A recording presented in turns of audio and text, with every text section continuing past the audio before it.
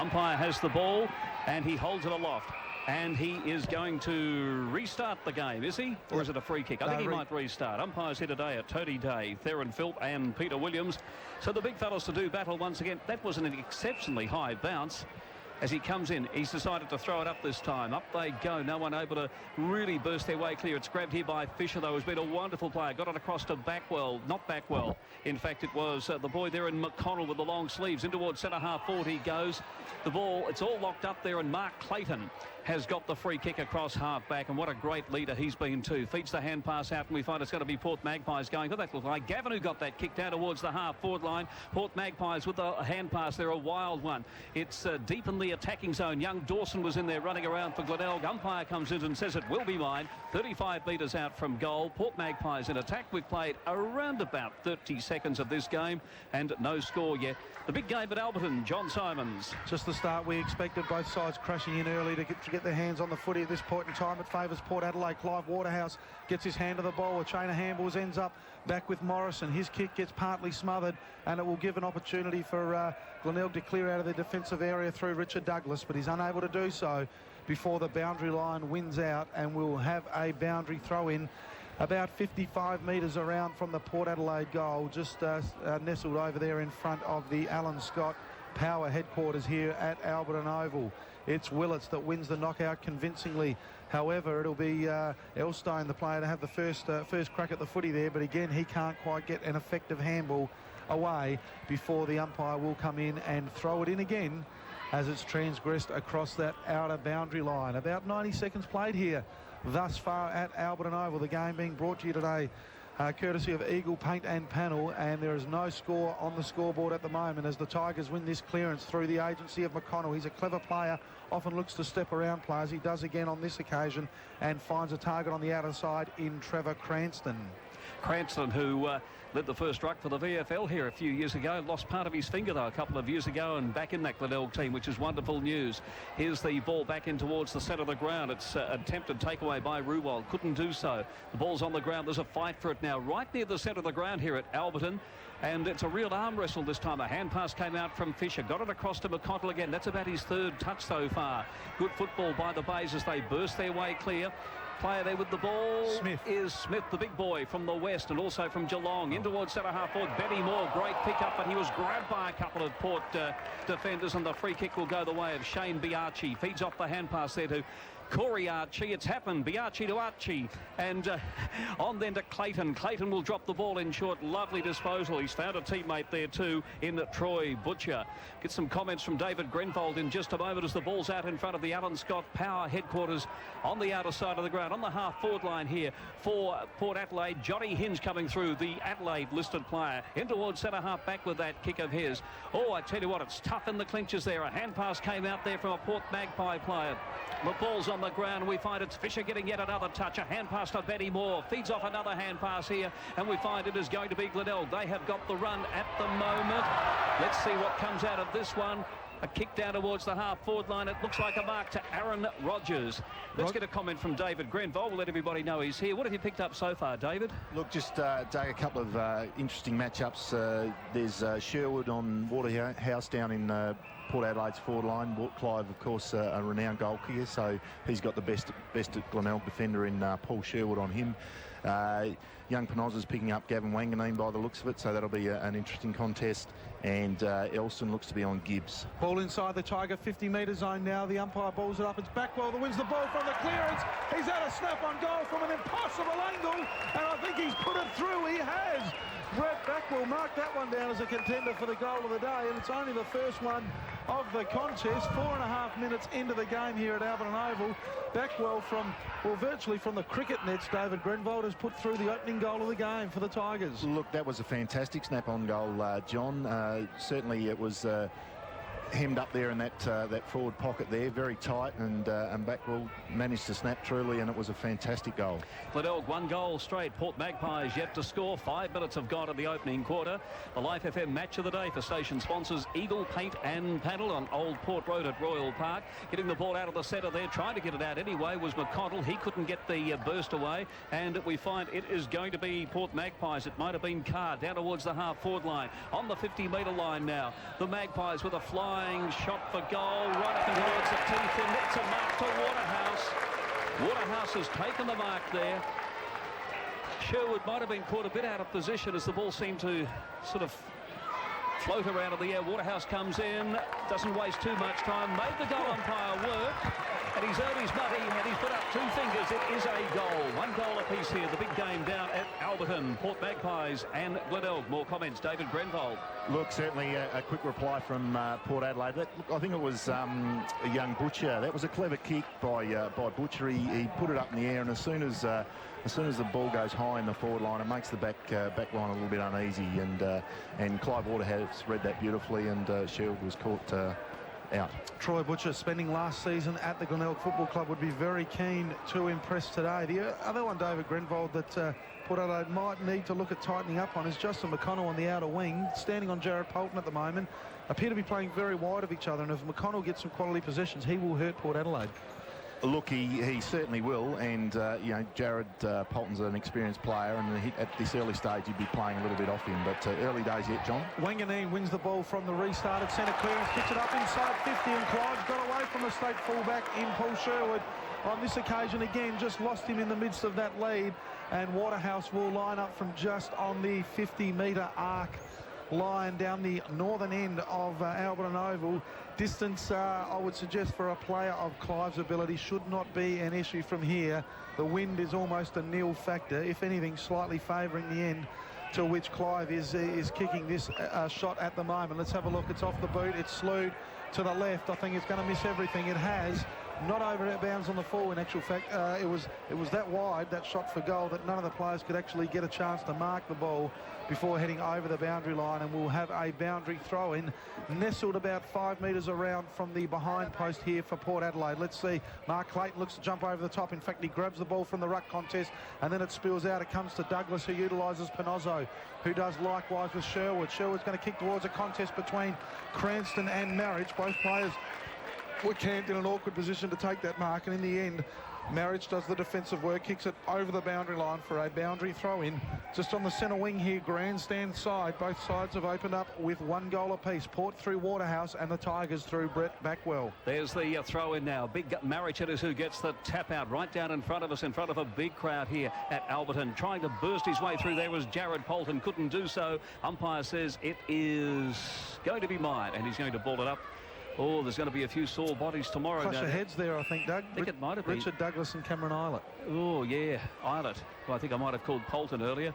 But the traders are out there as young Douglas comes limping towards. It's a big loss for Glenelg. He's been best on ground for them the past 3 weeks in a row. So it's been a big outstanding. body blow. Must have been on the verge of selection for the Crows. He was probably looking for just somebody to drop off their form. It's picked up there by Mitchell. Mitchell got it out here to Backwell. Clever football, Backwell, wearing the yellow boots. Oh, a lovely kick now. Almost found his target. In fact, he did. And Rogers' kick is slewed off the side of the boot as he was tackled. Great defensive work there by the Port Magpie defenders. And the ball's gone out of bounds. A throw in just around from the behind post. Glenelg in attack. At the moment, it's 1 goal apiece. Around 7 minutes have gone in the opening quarter. Coming to you live from Alberton on Life FM. It is the match of the day in the SANFL for Eagle Paint and Panel Station. Sponsors a kick off the ground once again by the Bays, and it's gone through for a minor score. And the player that eventually got foot to that was young Reeville. Reeville there, putting it through for a minor score for Glenelg. 1 goal, 1-7. Port Magpies, 1 goal straight. 6 points, so 1 point the margin.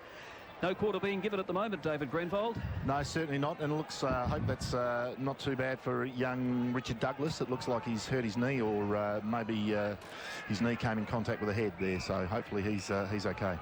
Keep an eye on that one as Mark Cesana, the club doctor for Glenelg, will give Richard Douglas a good going over to check out his health at this point in time. The ball is camped on the outer side of the ground here, half forward line for the Glenelg side. It's a boundary throw in. Tom Logan cast in the unfamiliar role as a ruckman on that occasion, won the knockout, but it's favoured Port Adelaide at this point in time. Marriage now bombarded by Glenelg players. 4 players coming from nowhere to apply a tackle. Good early sign of competitiveness there from the Tigers. The ball came to Ruwald. He was tackled. In the end, the turnover came to Port Adelaide. Morrison on a long lead, took a great mark, fed it off now towards Harry, who kicks it long inside 50, and taking the mark is Clive Waterhouse, 45 metres out from goal, goes back, kicks it long. There's no one in the square. Mark Clayton's going to allow it to go through. Clever play there from Clive Waterhouse on that occasion, and he pops through his second goal for the game, and Port's second. They now lead 2 goals 12, leading the Tigers 1 goal 1-7. And thanks to Eagle Paint and Panel, let's just check the scores around the grounds with Ben Pittman. At Noarlunga, it's the Panthers 1 straight 6 to the Bulldogs yet to score. Broad spectrum, it's the Eagles 3-1-19 to the Bloods 1 straight 6, and it's the Crows by 2 points in the AFL early in the second quarter. Good on you, Ben. Looks like the Panthers have got the jump. Well, we've kicked a goal and they haven't, so there we go. So the action Blow back in the siren. That passage of play there, though, and David Grenfell might want to say something more about it. You wouldn't get better in the AFL the way that came in, David. No, certainly. Look, there was nothing Paul Sherwood could do about that. The delivery was beautiful. A little bit of space and time for the Port player to deliver that ball. So no, if it comes down quickly and as precise as that, not much the backman can do. Tom Logan in the passage of play there as the ball is deep in the attacking zone there. Good tackle. Great tackle. Umpire says it's a free kick, Glenelg. Look, and within kicking distance too. Fantastic forward line pressure there, wasn't it, Doug? It's you know, if you've got your forward line working that hard, that's a good signal to the rest of the guys. Gee, it's on, isn't it, though? Matthew King just charging out, just showing some real intent, and a wonderful tackle by Aaron Rodgers. So fantastic efforts from both sides on that occasion. Isn't he a player who's lifted this year? He came across with a fairly good reputation. I think he was on a couple of the lists over there, Melbourne and also Sydney. Didn't really produce the goods consistently last year, but this year, very, very good player up forward. As Rodgers comes in now, he'll kick from about 48 metres. There he goes. There's the drop punt. It looks all right from here. I think he's split the middle. Yes, he has. Glenelg back in front. 2 goals, 1, 13. Port Magpies, 2 straight, 12. And what a game. I tell you what, we're in for a treat here today. David Grenfell. Yeah, certainly that was a good result. Good forward line pressure, and look, he's on Corey Archie, and he's had a little bit of the ball, and that'd be a bit of a concern for the Port camp. Wonderful contest here at Alberton. Sorry, Doug. She's right, John. No, I was just filling in the gap. Cranston now stepping into the ruck again on this occasion against Marich. Jumps high and wins the knockback well. Cleverly takes it and feeds to Ruwald, who does likewise to Benny Moore. Benny Moore's got a long leading Matthew Reevil. Can he hit his target? He can. Reevil takes the mark on the chest. Half forward line for the Tigers. He'll send them inside 50. Dolding provides the lead. Coming in from the side, though, is McConnell. Read the flight of the ball a little bit better. It just veered away from both Eichner and Marich, and in the end allowing Justin McConnell to take an uncontested chest mark about 30 metres directly in front of goal. And this lad is a wonderful kick for goal. For my money, David Grenfell will slot it straight through the middle. Yeah, should put it through. Look, young Marich did the right thing, got down, filled up the gap, but he just completely misread that ball off the boot, so a little bit unfortunate. Here's McConnell, sure enough. Give him a rap, Johnny. Give him a rap, and he will let you down. He has on that occasion, but I'll still back him in more often than not. Justin McConnell, a wonderfully talented recruit for the Glenelg side this year. Misses on that occasion and doubles the Glenelg lead now. They are 2-2-14, leading Port Adelaide, who are 2 goals straight. That is 12. Stephen Eichner now with the kick in. Former Collingwood rookie back with Port Magpies, and in the state squad too. It's been a wonderful honour for him because he really did struggle to make the Magpies team last year. But consistent this year. The kick out towards the half back line and the free kick to be paid here to the Magpies. Looks like Eilert out there. Outer side of the ground now. Long way from here. Kicks down towards half forward. Wanganeen was the target. Knocked away by Panozzo. The ball is on the ground. Again, the race is on for it. And Port Adelaide have control. A hand pass coming out there. Wanganeen was involved in that passage of play. Another hand pass comes back now in the direction there of Polton, it may have been. Another hand pass. It's hard to pick them up from here. They sort of all getting mixed up with the spectators. And coming through from defence was Brett Backwell, the diminutive Glenelg Rover. His kick across the ground now will be picked up here by Bryce Gibbs. What's he going to do? He charges his way through. Did it rather well too, except he's just kicked straight to a Port Magpie player, and the mark's been taken by Eilert. Eilert's going to look to the outer side of the ground and find Deepa Squally. He takes the mark, chips over the top where Bullen will take a chest mark inside the half-forward line for his side.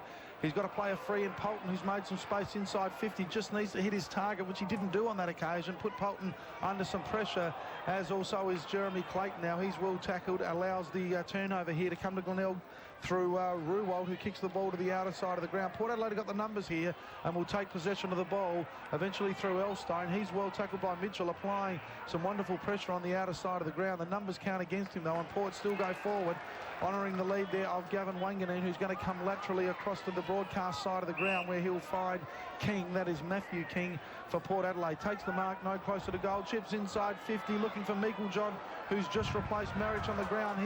His marking attempt was spoiled, and Luke Panozzo picking up the crumbs, send the Tigers inside 50. Poor kick though, had a couple of leading options but couldn't reach either of those on that occasion, and allows John Baird, the former Kangaroo, to take an uncontested chest mark across half-back. He'll feed the ball to his skipper in Mark Clayton. He goes likewise to Eilert, who handballs over the top to Wanganeen, who's made space again across the half-forward line. He utilises Bullen, kicks it inside 50. Willits, standing tall and in front of the Port Adelaide lead on that occasion, did a magnificent job just to block the way of the Port Adelaide lead and enabled the Glenelg side to force a ball up inside the Port Adelaide 50. David Grenvold. Yeah, great contest that. Yes, Glenelg ran it into the forward line a minute ago, but just didn't have numbers up in front of the ball. They were all back behind the ball, John. So a host of Port Adelaide players sitting back there. McConnell there on the bottom of that pack. He can't burst his way clear, but the umpire's going to give him a free kick. And Justin McConnell, who's been a wonderful recruit for Glenelg, beautiful disposal, and finds Fisher. The acting captain, Adam Fisher, in only his second year with the Glenelg Footy Club. He's only 22 years of age. Kicks the ball down towards the wing, or more towards half-back, and knocked away there from his teammate in Ruwald and across the line and out of bounds. Big crowd here today enjoying the action, as is David Grenvold. Yes, certainly Glenelg running it out now, bringing out the wing to their half-forward line. Smith, as the player, receives the kick from Moore, turns around, tries to run on the lead of Mitchell, but Eichner read it well, stepped off his man in Doldig and took the relieving defensive mark for the Magpies. Kicks it inboard to Butcher, and he's, well, a couple of workmates there. He was held up by Brett Backwell. They do work together, and the umpire, I thought, was going to pay a free to Backwell because Butcher took him high with a bit of an elbow, but no, he paid the 25-metre penalty. The rule here in the SANFL, you cannot scrag the player after he's taken the mark.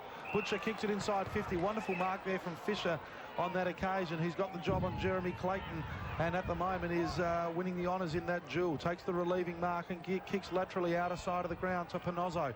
Panozzo comfortable on either side of his body. On this occasion goes with the left and finds Willits on a short lead outer side of the ground. He's going to look for Smith.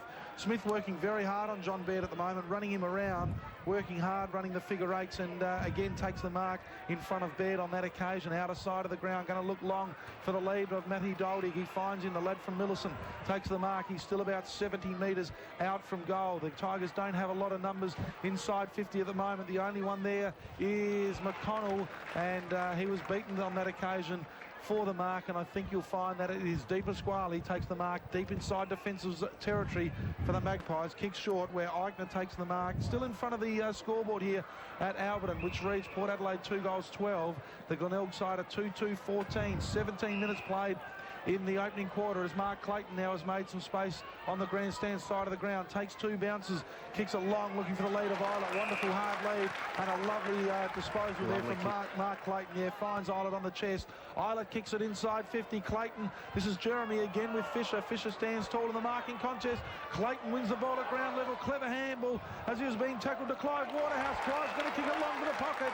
And taking the mark for the Port Adelaide side is the former Tiger in Troy Butcher on a very, very tough angle. He will line up for goal, only some 25 metres out from goal, but you could not get a tighter angle at this point in time. Stuck deep in the northwestern pocket here at Alberton Oval, kicking from in front of the Port Club rooms. The kick goes across the face of goal. McConnell's going to fly high, as is Polton. Glenelg win possession of the ball. Sherwood now will utilise Logan, who's made some space free. Takes a bounce, being chased hard by Jared Polton. Wonderful chase on that occasion. Logan's going to kick it long, looking for the boundary line or Matty Doldig. On this occasion is able to find neither, and Port Adelaide win possession of the ball now through Elstone. Elstone, the former Hawthorn boy, kicks the ball across the ground. It's on the wing. Biarchi. It is Shane Biarchi now. Goes in short and will find the player there. Number 25 in Troy Butcher. Butcher onto his skipper there in Mark Clayton. Goes with a left foot kick, but kicks into the Glenelg defender. And the Bays are away. This is good football as they come out of defence. That was really good stuff there. The boy that got that kick away. Eventually there was Panozzo. Goes down towards half forward. It's a free kick to Glenelg. And the boy with the free kick is Matthew Reevil. It's a mark. It's a mark to Reevil. I was actually watching. I thought he might have been felled after delivery, but the mark was taken by Reevil. Promising young footballer is Reevil, 21 years of age. David Grenvold, you've seen something? Oh, look, just Gavin Wanganeen limping off the ground, which doesn't look good for Port Adelaide, so I didn't see what happened there. No, goodness me, he's probably had 10 or a dozen touches already. He's really found the ball a lot. Tom Logan, I think he's the only natural left footer in this Glenelg team, kicks the ball up a country mile, and the mark has been taken by the Bays within distance. It's a mark. It's been taken by the Bays, and Matthew Dalting it is who has taken the mark. The big, bulky full forward for Glenelg. Had a good year last year. Kicked almost 50-odd goals, and has certainly given the Bays a real target up forward. So he'll kick from around about 40 metres. He's on about a 45-degree angle, but it will favour his natural right foot. This could take the Bays that little further ahead. They lead by 2 points at the moment. There's the kick. It's not a very good kick at all. It fell in the hands almost there of Reevil. He couldn't take the mark, and the ball is going to be balled up again. 20 metres out from goal. It's funny, isn't it, when you see a guy like Daldig, who's a beautiful kick normally, and it just doesn't hit the boot right. Wouldn't have ever happened to you, David, would it? No, never, Doug. No, look, it's interesting. There might be a little bit more breeze or wind out there than we think, actually, because a couple of the kicks have dropped short and swirled around a little bit. So. Sella wins that tap out cleverly, looked for Ruwal, but didn't quite find him on that occasion. We'll have another bounce up about 15 metres. It is directly in front of the Glenelg goal, but a big pack of players, probably 18 to 20 players around this contest. Going to be tough for the Glenelg side to get a clear snap on goal. Backwell attempts to do so, throws his body into the contest on that occasion, opens up an opportunity now for his side through Sella, but prior to Sella taking the ball, the free kick went to Tom Logan, who was pushed in the back when diving on the ball by Matthew King, and then it appears though there might have been some abusive language or something directed towards the field umpire there, and Tom Logan has been taken virtually to the top of the goal square now, and will go back and have the simplest shot of goal to extend the lead for the Glenelg side.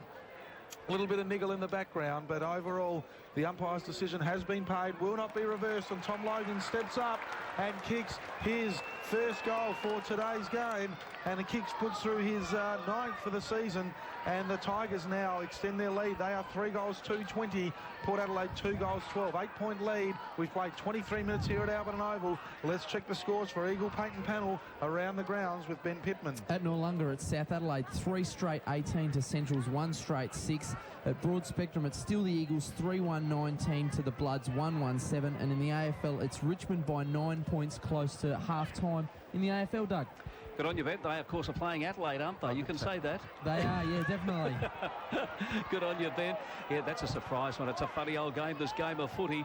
Great game out here at Alberton this afternoon. The Bays, Glenelg, 3-2-20. Lead Port Magpies, 2 goals straight, 12. And we have played almost 25 minutes of the opening quarter. The game of the round brought to you by Eagle Paint and Paddlers. Port Magpies go forward. A hand pass that came out there from Rock Harry. It I thought was going to come back to him. It doesn't. It's going to be taken on this occasion by Polton, who tries to burst his way clear. Is he held? No, he's not. Players having a fit at the fumbles out there. Eventually a hand pass comes back here to Bullen, the former Essendon boy. Mark Bullen now kicks right up in towards the teeth of goal. It falls off the foot of Waterhouse. The ball is picked up again though here and smothered, so no one able to get a decisive kick away. It might have been Sherwood in there who got the hand pass away, and eventually it's going to be Glenelg now with the ball on the outer side of the ground. Backwell there went with the hand pass, gets it across to Mitchell. Mitchell's a prodigious kick of the ball, but he's too far out to score this time because he was right on the wing. Still a nice kick in towards Daldig. Went with the hand pass. Big Smith was in there. He couldn't take the mark. There's a free kick that's been paid here the way of Glenelg, and you saw that better than me, John Simons. Yeah, Matty Daldig pushed in the back as he was picking the ball up at ground level and feeding that handball out in a reflex motion on that occasion. Takes the free kick, he's going to chip it inside 50. Reevil, it is who's made space, has pretty reliable hands, but that ball was just down at about ankle level and couldn't quite grasp it. Boundary throw in front of the scoreboard here at Alberton Oval. It reads an 8-point lead to the Glenelg side at this point in time, 25 minutes in to this opening quarter. It's Sella coming from behind, can't get to that contest on that occasion, and it's one down for the Port Adelaide side by Meikle-John. They'll win the clearance but may kick it out in the full here, will they? Or will Doherty take a mark? Neither, as the ball bounces over the outer side boundary line about 90 metres around from the Glenelg goal. David Grenvold, the injury to Gavin Wanganeen, he was carrying a calf injury for the past couple of weeks. Could be calf, ankle, not sure, but that does square the ledger up a little bit with the Glenelg side losing their AFL listed player in Richard Douglas earlier in this contest. It certainly does, John, and Gavin was getting quite a bit of the ball in that first 10 or 15 minutes and having some space and time to deliver it. So and that's one thing you don't want to give Gavin Wanganeen, space and time. So both sides down to 20 fit players at this point in time, and they'll need as many as they can today, because this is a bruising contest. Let me assure you, both sides putting their bodies on the line and committing physically to the contest as Glenelg win the clearance through their skipper, and Fisher at this point in time goes to half forward where Jeff Smith again in front of Baird presents himself, kicks the ball inside 50. Can Doherty get there? No, he can't quite get there. Tommy Carr bounces, ricochets off him almost like a pinball machine there, and Port Adelaide have won the ball out of the back half of the ground now through Biarchi. It's opened up for him here through Rock Harry. They've got the free player on the overlap. He's got Morrison. Instead he decides to kick it long and strong through for a behind, as Shane Morrison puts his hands on his hips as if to suggest, why didn't you use me, Rock? But the Rock, the great one, went goalward and missed, and it's through for a behind. And Port Adelaide 2-1-13. They trail the Glenelg side 3-2-20. As a hand pass now from Bullen now, around about 50 metres out from goal for Port Magpies. Bullen gets it back again. He centres the ball. It's a big long kick up. They go. Waterhouse behind us.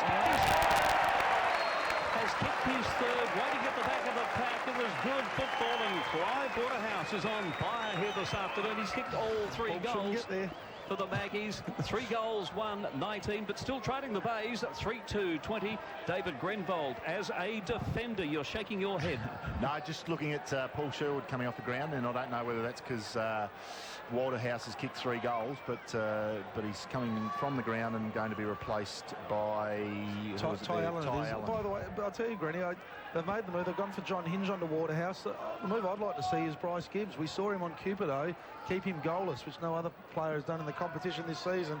Waterhouse, not a player unlike the qualities of Cupido, and I reckon that might be the matchup. But time will tell, as coach Mark Micken has gone for Johnny Hinge. Yes, look, that's a good matchup too. But look, you're right, John. I think if you gave Bryce Gibbs a crack at Clive, that'd be a good one to watch. There's the ball up to get play underway once again. A hand pass came out from Allen. Gets it across here to his teammate in Logan. Another hand pass to McConnell, wearing the long sleeves today. McConnell, it's interesting he wears the long sleeves. The boy played in Ballarat. I thought he would have had as little clothing on as possible after playing over there, as he gets it over there to his former skipper, or Glenelg's former skipper in Moore. A centering kick, but the defence here of Port Magpies is too good. King got the hand pass away to Archie, and coming out of defence now is going to be Eichner, the red-headed player, back from Collingwood at the beginning of last year. Centres the ball now. Will be taken away here by Morrison. Morrison forced into a quick hand pass. Glenelg have got possession again. No, they haven't. They've lost it. Oh, I tell you what, this is a game and a half, this one. 1 point the margin as we approach quarter time in the big game down here at Alberton. For station sponsors Eagle Paint and Panel, it's Glenelg 3-2-20. Port Magpies 3-1-19. David Grenvold. Just getting back to your earlier point, John, about Bryce Gibbs on Waterhouse, maybe that is a move, because it doesn't look like Bryce is having much of an impact on the game now. So maybe if you take him down the back and quieten Clive Waterhouse down. Absolutely, opportunity for the Tigers to go forward now. McConnell's kicked to Fisher, who's got some space in front of him. He's going to chip the ball inside 50, and Matthew Reeville has taken the mark. Will he go short to Mitchell? No, he won't. He will go back and have a composed set shot for goal from 45 metres out. Nestled in front of the Alberton scoreboard there, and the time clock right next to it tells us we've played 29 minutes. The Bays lead it by 1 point at the moment. The siren goes. Let's just watch this shot for goal from Reeville. He's shanked it badly off the side of the boot, so there will be no further addition now to what will read the quarter time score, which is Port Adelaide on 3 goals 1-19, Glenelg on 3 goals 2-20. It is about ready to start the second quarter. Umpires here today: Tony Day, Theron Philpin, Peter Williams. The siren is sounding. 1 point the margin. The Bays in front. They will kick toward the northern end here at Alberton Oval, the Alan Scott Power headquarters end, and of course Port Magpies kicking to the bowling green end, well, the end to which my car is parked. I'm sure that makes a lot of sense. It does to me anyway. And the umpire is going to resume play once again as there was a pack of players just forming there, and young Mark Ruwald not able to get away with it as Cranston went up, trying to get the tap out. McConnell was in there. He couldn't take the ball. It's on the ground once again. Tommy Carr was in there. Players are appealing for a free kick, but the umpire says it's mine. It's on the edge of the 50-metre line with Port Magpies in attack. No decisive movement so far in this quarter. A minute or thereabouts is gone. There's the thump away. It might have been De Pasquale who was over the top of the pack there who got the tap out. Carr was in there. He tried to get foot to ball. Or was it Elstone? Taken away again. There's a kick, but it's marked here by Port Magpies, deep in, by Glenelg at least, deep in defence. McConnell, he went with the hand pass, but it was intercepted by Waterhouse. In fact, big eye Van Marich has got the ball close to the boundary line in a similar position to where he kicked that miraculous goal for the Crows a couple of weeks. But on this occasion, he's got a stack of players around him, and he's not having a shot for goal. There is, in fact, going to be a throw-up, and Marich to do battle once again. In fact, neither ruckman able to get to the contest. The ball bounced, but the umpire has seen a free kick, and it will go the way of Glenelg. And the boy going back with the free there is Kruger. Josh Kruger was on the list at the Crows, for a couple of years, and a prodigious leap on this play. We haven't seen it for a little while, and we just hope that he really does develop into the player that he showed so much promise in.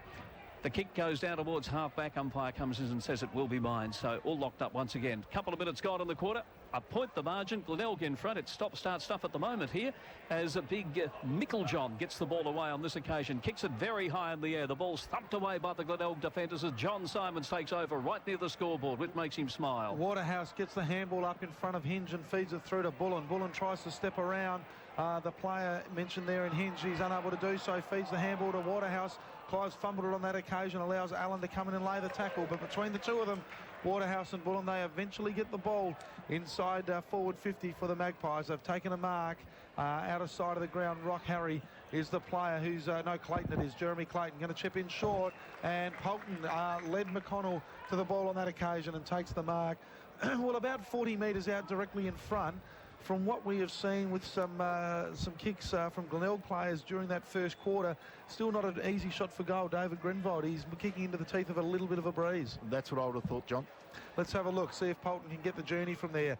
It's a pretty good looking kick. It starts to hold up now, but it's going to get there. In fact, it gets there with some interest and just hits the goalpost halfway up through for a minor score. So that ties the contest up now in terms of the scoreboard, with both sides at 3-20. That is 2 minutes in to the second quarter here at Albert and Oval. The kick in now comes to Logan. He might go laterally. He does, to the player who gave it to him in Panozzo. Panozzo's got Kruger short.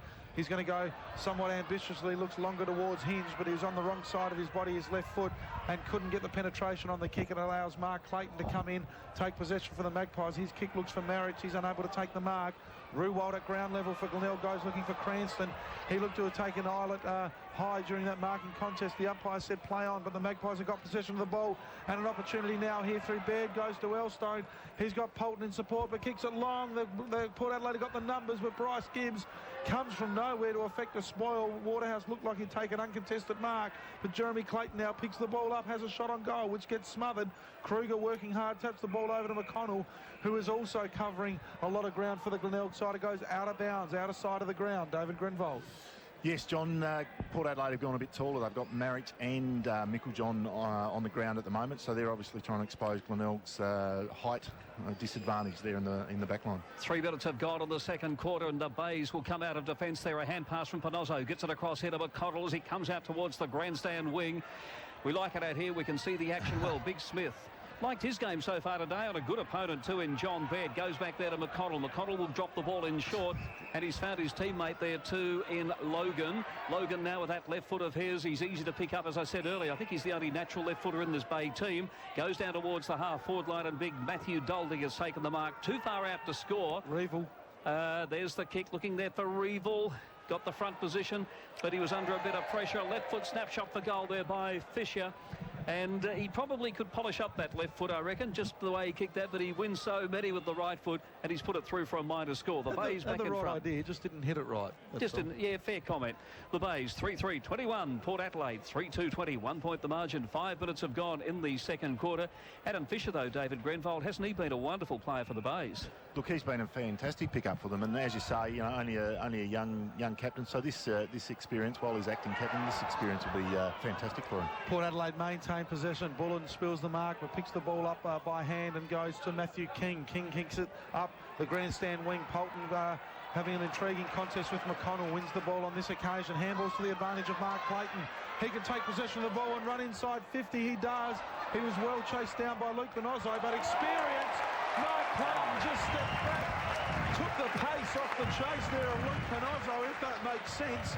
Stepped around him, pirouetted like a Russian ballerina, David Grenvold, and popped through. A fantastic goal, southern end of the ground there at Alberton Oval. The Magpies, 4 goals, 2-26. Glenelg 3-3-21. A lot of composure there from Mark Clayton on that occasion. Look, that was great football, and I think, yeah, as you would have heard in the background, the local crowd enjoyed that immensely. That was classy work and good play by Clayton. And I can imagine his dad, Bob, just thumping the guy on the ribs beside him, saying, "That's my boy."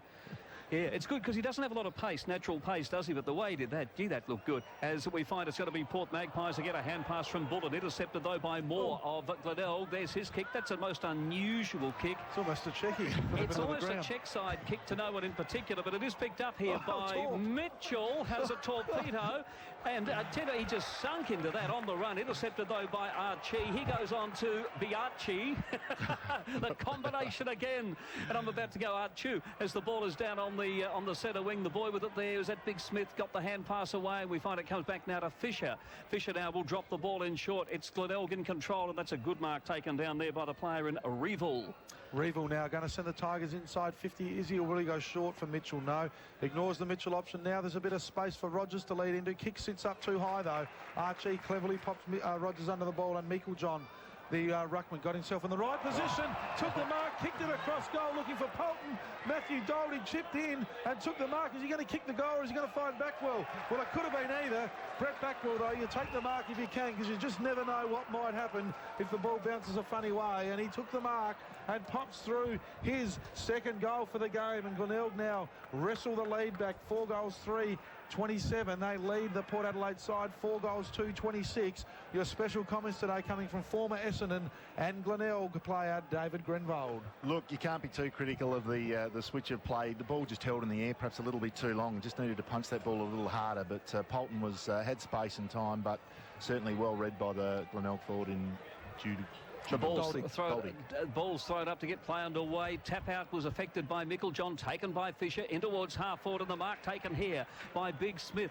I reckon he's almost on top of Baird today, you know. Absolutely. As in he comes, Backwell kicks the ball right up in the direction there of his teammate in Rogers, comes off hands and snaps up the goal. Backwell, goal number 3. He's done a Waterhouse. Oh, you can see it coming. He's kicked his third, as has Waterhouse, of course, for the Magpies. And Glenelg move along now to 5 goals, 3, 5-3, 33. Port Magpies 4-2, 26. We've played just on 8 minutes of the second quarter. Thrilling stuff. David Grenvold. Look, I had Matthew King for Port Adelaide on Backwell at the start of the game. So if that's still the case, I think the young fella better tighten up for about 5 or 10 minutes, because Backwell certainly have an impact on the game.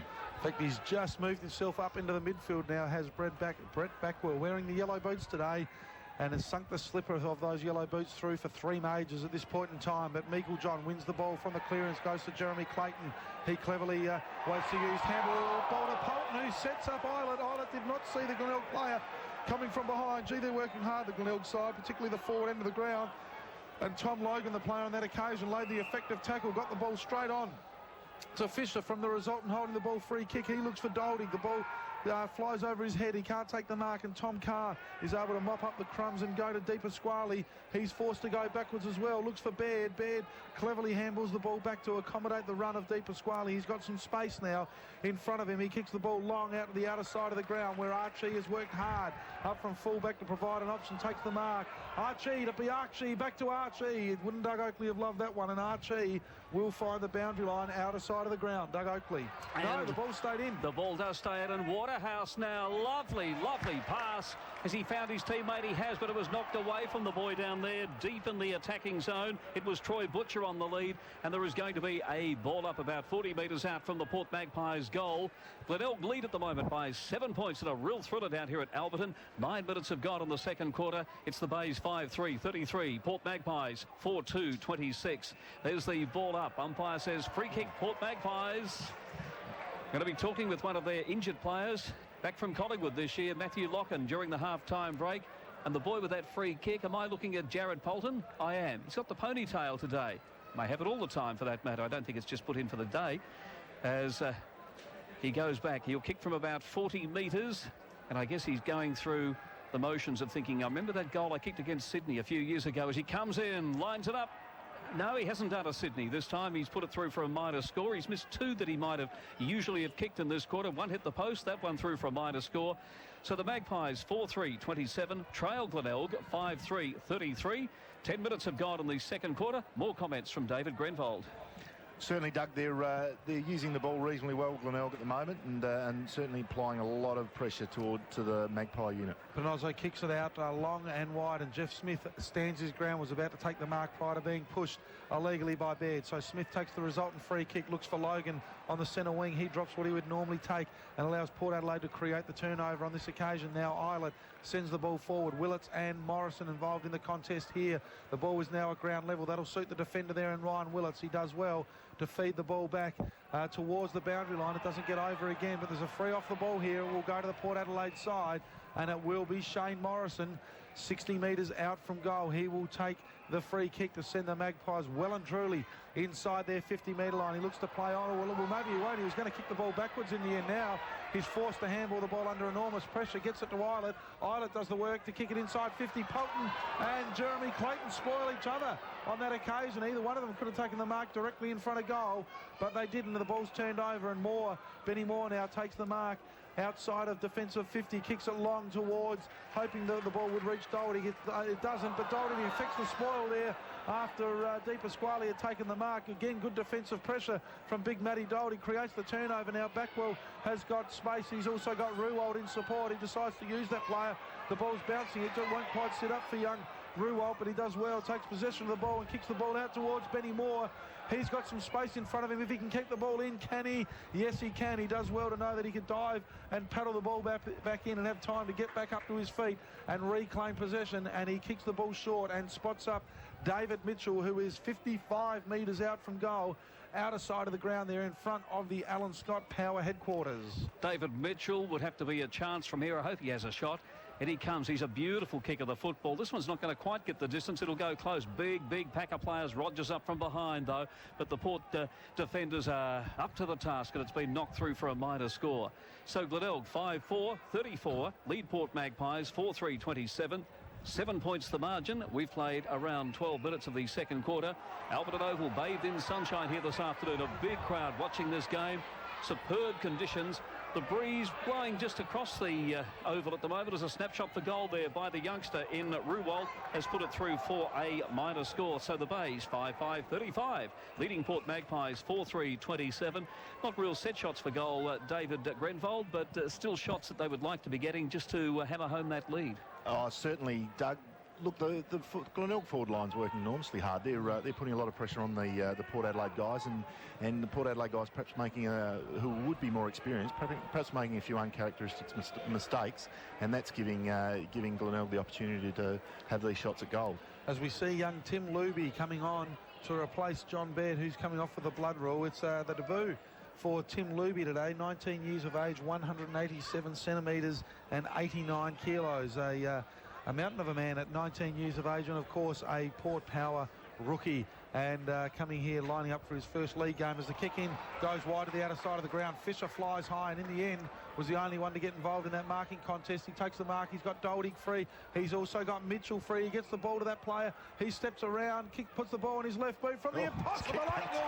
Oh my goodness, that is an outstanding effort as we hear the plaudits of David Grenvold in the background. David Mitchell, wearing the Guernsey made famous at the Glenelg Football Club by Twiggy Caldwell, pops through his first first major for the day, and Glenelg now 6-5-41, leading Port Adelaide 4-3-27. Before we cross to David Grenvold, thanks to Eagle Paint and Panel, let's check in with Ben Pittman and get the scores around the grounds. At Noarlunga, halfway through the second quarter, and it's the Panthers by 35 points, 7-2-44 to Central's 1-3-9. At Broad Spectrum, it's the Eagles by 21, 4-5-29 to 1-2-8. And in the AFL last report, Richmond up by 15 points in the third term. Well, looks like David Mitchell's been listening to your advice on how to kick the football, David Grenvold. As we find the ball comes deep into the attacking zone for the Bays once again. Is there a free kick? Yes, there is. Umpire says that the hands were chopped or the arms were chopped. Rogers has got the free, about 40-45 metres out from goal, and he will go back. Now, David, as a former defender with Essendon and also with the Bays, this new rule that's come in recent years where you're not allowed to chop the arms of a player going for a mark. How would you have coped? Well, Doug, that's interesting because that was that was part of the instructions and even the training drills back when I was playing. That if you were caught behind or mismatched in any sort of height advantage, hit the arms as the ball was impacting the hands, and that was a sure defensive mechanism. But they've taken that out of the game, so interesting. There's the shot for goal there as we were chatting away. It's gone through for a minor score. So the Bays now move along to 6 goals, 6-42, leading Port Magpies 4-3-27. And we played 15 minutes here, halfway through the second quarter. Superb conditions down at Alberton. John Simons. Rogers affects the spoil now. It's well sharked by Mark Clayton on that occasion. Sends the ball long, high and forward. Willits in front of Morrison on this occasion. Can't take the mark, and now Port Adelaide have an opportunity through Butcher to go inside 50, tries to spot up Marriage, but it was an ordinary kick at the foot, at the ankles of the big fellow. He does well to maintain possession. Well tackled by Kruger, gets the handball onto Clive, who handballs back to Butcher. He's tackled immediately by McConnell, and the umpire says he was pushed in the back when that tackle was laid, and Troy Butcher will go back and have a shot for goal from about 30 metres, almost directly in front. Prior to doing so, just a quick one from David Grenvold. That the skill level from David Mitchell back a moment ago, that was just extraordinary. Look, it was fantastic, John.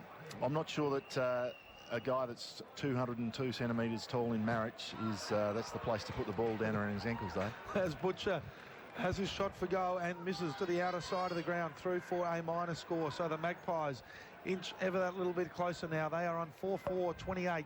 Glenelg 6-6-42, and I haven't got a stutter, Doug Oakley. You haven't got a what a stutter. As in comes the kick in now. Glenelg through a young John Hinge. He's on the Adelaide Crows list. He's still got a little way to go, obviously. A hand pass came out there from Logan. Good football. And the Bays are away. McConnell underneath this one, couldn't take the mark. The race is on for it. De Pasquale pushed out of the way for Port Magpies. It's McConnell. He's a very, very clever footballer. And I suppose we wonder why lads like him haven't played AFL. Oh, Benny Moore also clever there as he dummied around an opponent with the hand pass. Goes to half forward. Very, very well-weighted kick. Duldig's got it now. Swings the ball around. It's deep into the attacking zone here for Glenelg. And thumped away there by Corey Archie through for a minor score. As the goal umpire watches that one. And he's signalled as the play comes back in. And I tell you what, one day it's going to happen, they're waving the flag and the ball going through for another behind, and it's going to get all confusing. But anyway, that's something that we'll contend with when it happens. Morrison off the ground, Doug, so Ryan Willett certainly on top at this point in time, and Coach Tim Ginniver swings the move to put Johnny Baird at the forward end of the ground now as the Magpies look to go forward. It's camped on their half-forward line. Players involved in a rugby-type scrum and pack there at the moment as Biarchi emerges with the ball, goes backwards to Butcher. Butcher kicks it inside 50. Jeremy Clayton is going to fly high, and he did, but unable to take the mark on that occasion. And Fisher, his direct opponent, wins the ball then at ground level, kicks long to the contest there of Tom Logan, who can't take the mark. Biarchi again sends it inside 50, and Ryan Willett's position well has been the rock for the Glenelg side across the half-back line today. Takes the mark.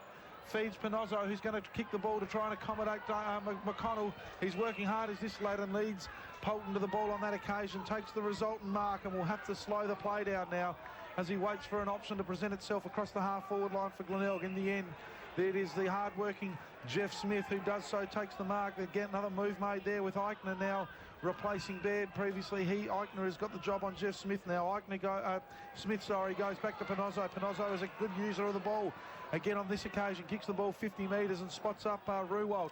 Takes the mark half forward for Glenelg, kicking inside 50, made difficult for Rogers to take the mark, but Reeve will pick the ball up and handball it back to Rogers, and his kick will be chopped off for Port Adelaide side by Di Pasquale. Di Pasquale now, the former Coburg boy, former Richmond rookie, gets it out there to the player in Eichner. Another hand pass came out, and Port Magpies are coming out of defence there. It was Elstone across to Bullen, and we find he in turn got it on to Butcher. This is good football, good build-up here on that of Clayton, 55 metres out from goal. His target down here is Waterhouse. He doesn't take the mark, but he's still got control of it. Waterhouse swings it round and kicks a goal.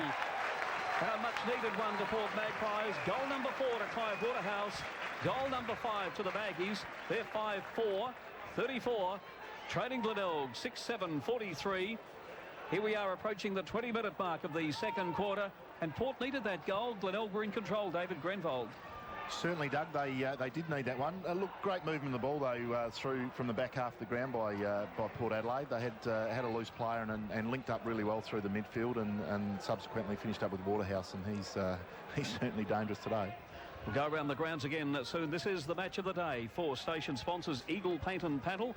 Of course, on Old Port Road at Royal Park, as the umpire puts the ball down and John Simons takes a big deep breath, and away you go, John. Seller and Marriage. It's taken for Glenelg by Ruwald. His kick is partly smothered and doesn't gain much yardage for the Glenelg side, but Reeville involved now with the footy, gets it out to Backwell. His handball was intercepted by Biaxi, whose kick somewhat fortuitously finds Jeremy Clayton. The Magpies have some momentum now, do they? No, they don't, as they go inside 50, and Fisher chops the intended pass off for Troy Butcher and takes possession of the ball, kicks it wide to Reeville. Reeville's kick looks for Jeff Smith. He didn't spot him up on that occasion, and Eichner created the turnover. It comes out to Biaxi. He'll have another shot again at finding Clayton. He does on this occasion. Clayton takes the mark. That is Jeremy, and kicks the ball for Baird to take the mark in front of Willits, which he's able to do on this occasion. Still 80 metres out from the Magpie goal. Spears a pass in looking for Clive.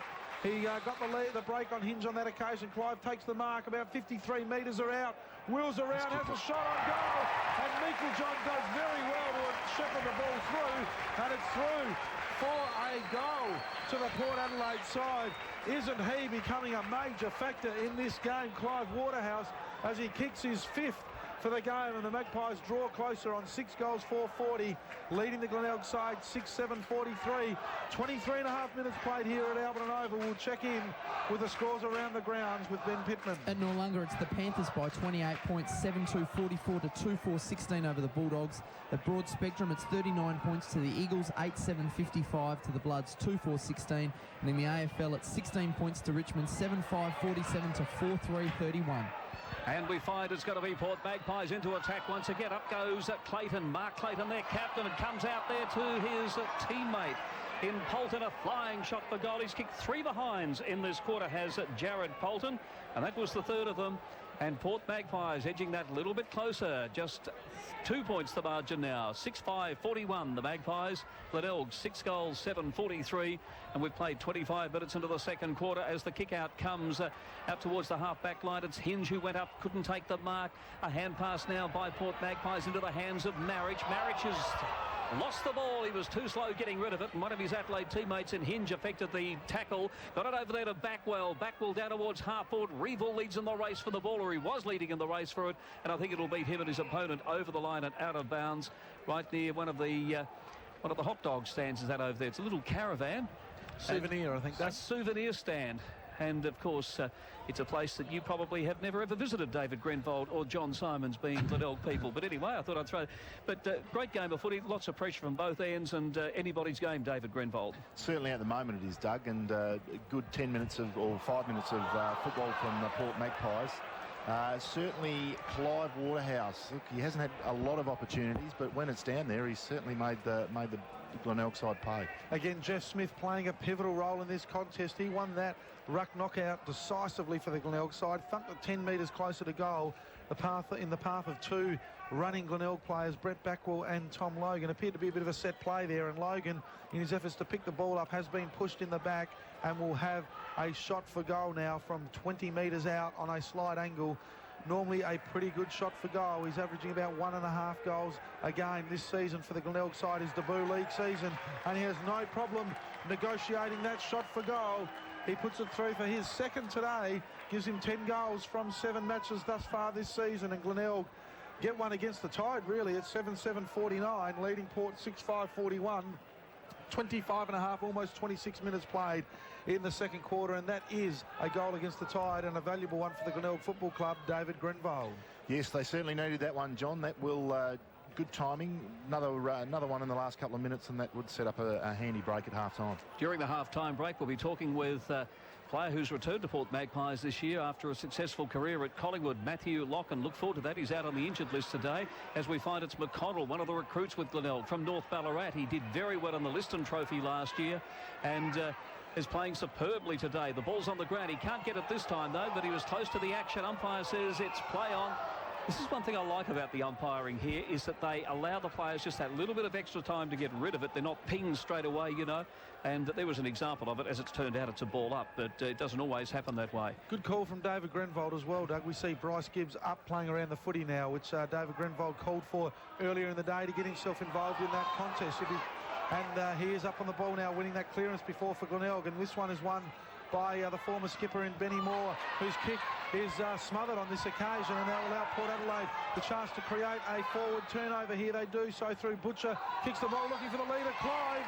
He's got the measure of John Hinge at the moment, takes the mark about 52 out. He kicked a goal from that far out just before. He's going to try and do so again. Can Meikle-John repeat the effort of shepherding it through? He can't quite on this occasion, as Kruger is able to get his hands to the ball. I fear the shot for goal was going to miss on that occasion in any case, and we'll put it through for a rush behind so that Clive Waterhouse keeps his unblemished scoring sheet of 5 straight goals, and the Tigers now lead it by 7 points. 6-6-42 Port Adelaide, 7-7-49 Glenelg, 7-point margin, and James Seller has taken the mark from the kick in on the defensive side of the 50-metre line, kicks it long up the grandstand wing. Doldig outnumbered here in a 1-on-2. Luby keeps Doldig out of the marking equation so that Jeremy Clayton can stand tall and take the uncontested mark for the Port side. Kick short, looking for Marriage. The kick goes over his head and allows Gibbs in. Gibbs goes short to McConnell. McConnell feeds back well. He stands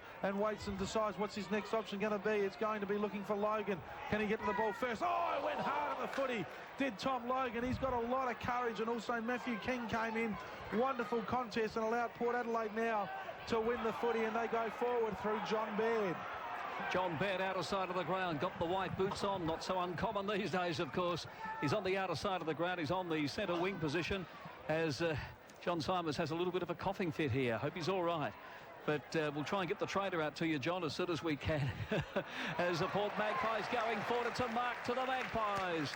It looks like Big Meikle-John has taken this one about 30 metres out, directly in front, probably only 25 out. He'll kick from 30.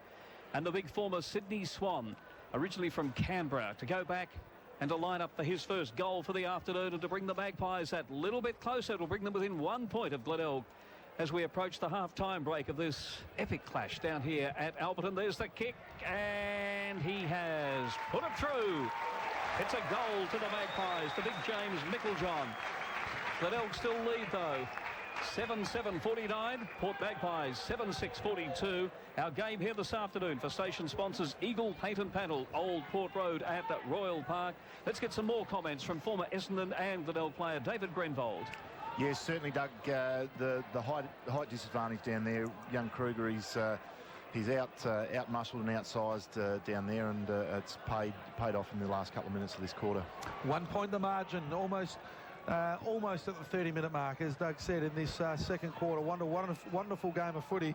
1 point was the margin at half-time, which favoured the visitors in Glenelg, and that is exactly their lead at this point in time on the Eagle Paint and Panel scoreboard today as we close in on half-time. The restarting play in the centre of the ground now. Seller and Marriage, neither player can get their hand to the ball. Logan, who showed enormous courage just a couple of moments before, wins the centre clearance. It's taken by Eichner, though, on this occasion.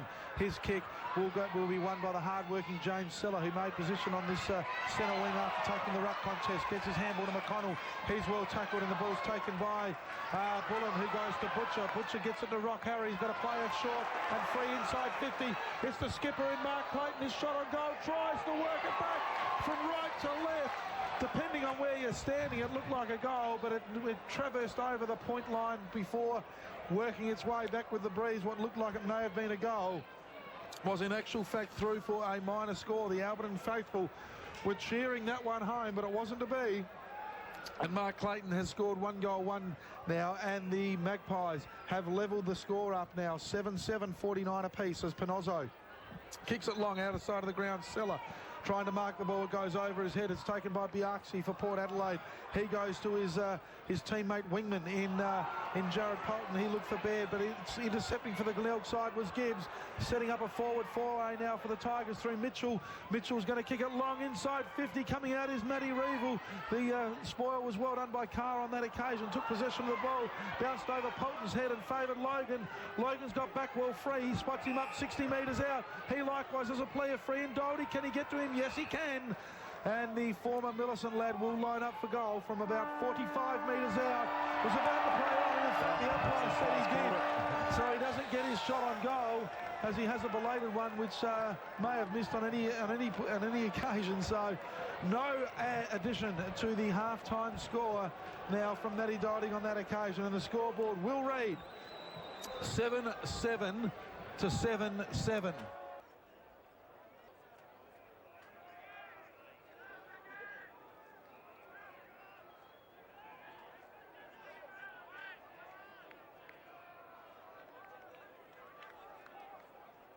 No, just going on from that Matthew Locken scenario that you were giving, it's a double-edged sword, that utility type play. It does give you some opportunities where you might not get it originally, but yes, in the long run, if you're not able to cement a consistent one position, yes, your career can be cut short. Yep. It's Mark Clayton. Oh, sorry, yeah, gets the first kick away. It's taken there by Polton, and Clive Waterhouse puts up those two big long arms and has taken the mark in front of John Hinge, about 20, 25 metres out from goal. A chance now to bring up his 6th goal for the afternoon. I'll say it again, boys. Where's Bryce Gibbs? Get him on to Clive. Where's Bryce Gibbs? Now, I'm wondering if Bryce Gibbs had a role on Jeremy Clayton in that second quarter. I think initially it was Fisher. No, Fisher's stuck with him. Yeah, Fisher's stuck with him. Bryce has been on Mark Bullen, and Bullen picked up a bit of ball through that second quarter, so Bryce went on to him. Port Adelaide have hit the front. Waterhouse has nailed his 6th goal. They lead by 6 points. The Magpies 8-7-55. Lead Glenelg 7-7-49. A minute gone in the third quarter. It's just one of those days for Clive. That certainly is, Doug. Look, I think that that might be the call, John, the coach coming out, because I think John Hinge is a bit of a reactive player, so he's only reacting to what's happening and the way the ball's coming down. And certainly Clive's in good touch.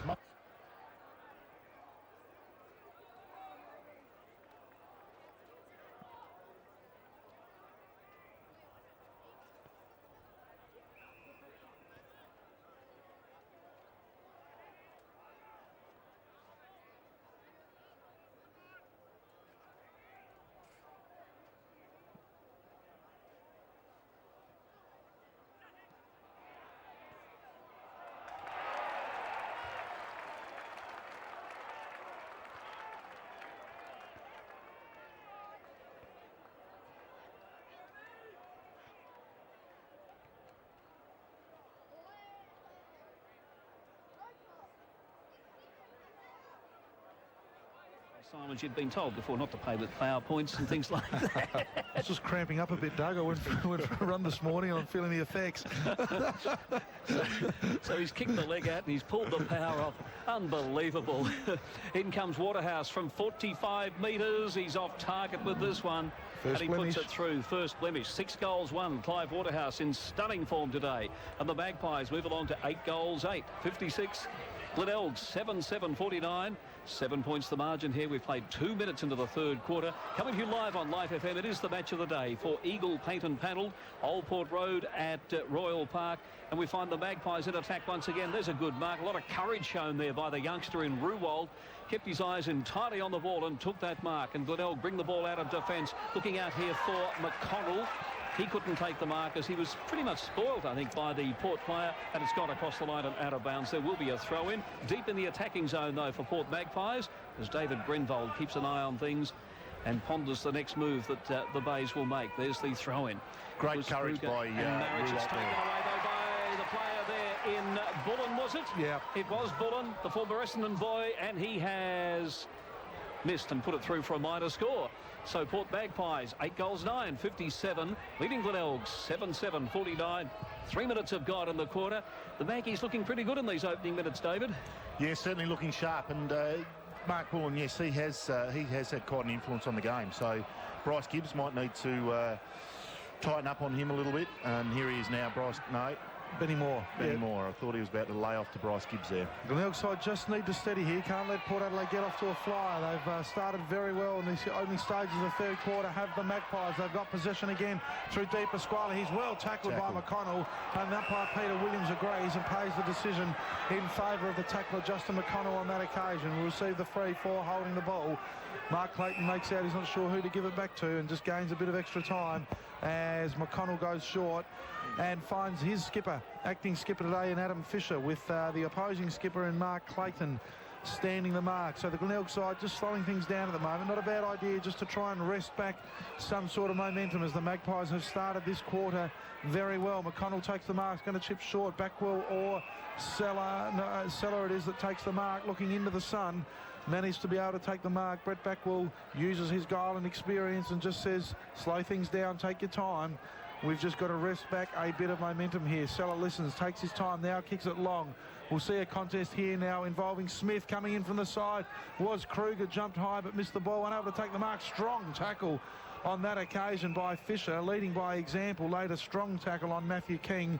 Players exert a bit of niggle and a bit of strength, but the ball goes over the boundary line for a boundary throw-in. Let's see, Seller taps the ball cleverly over the back of his head to Smith. He taps it on, trying to accommodate Backwell.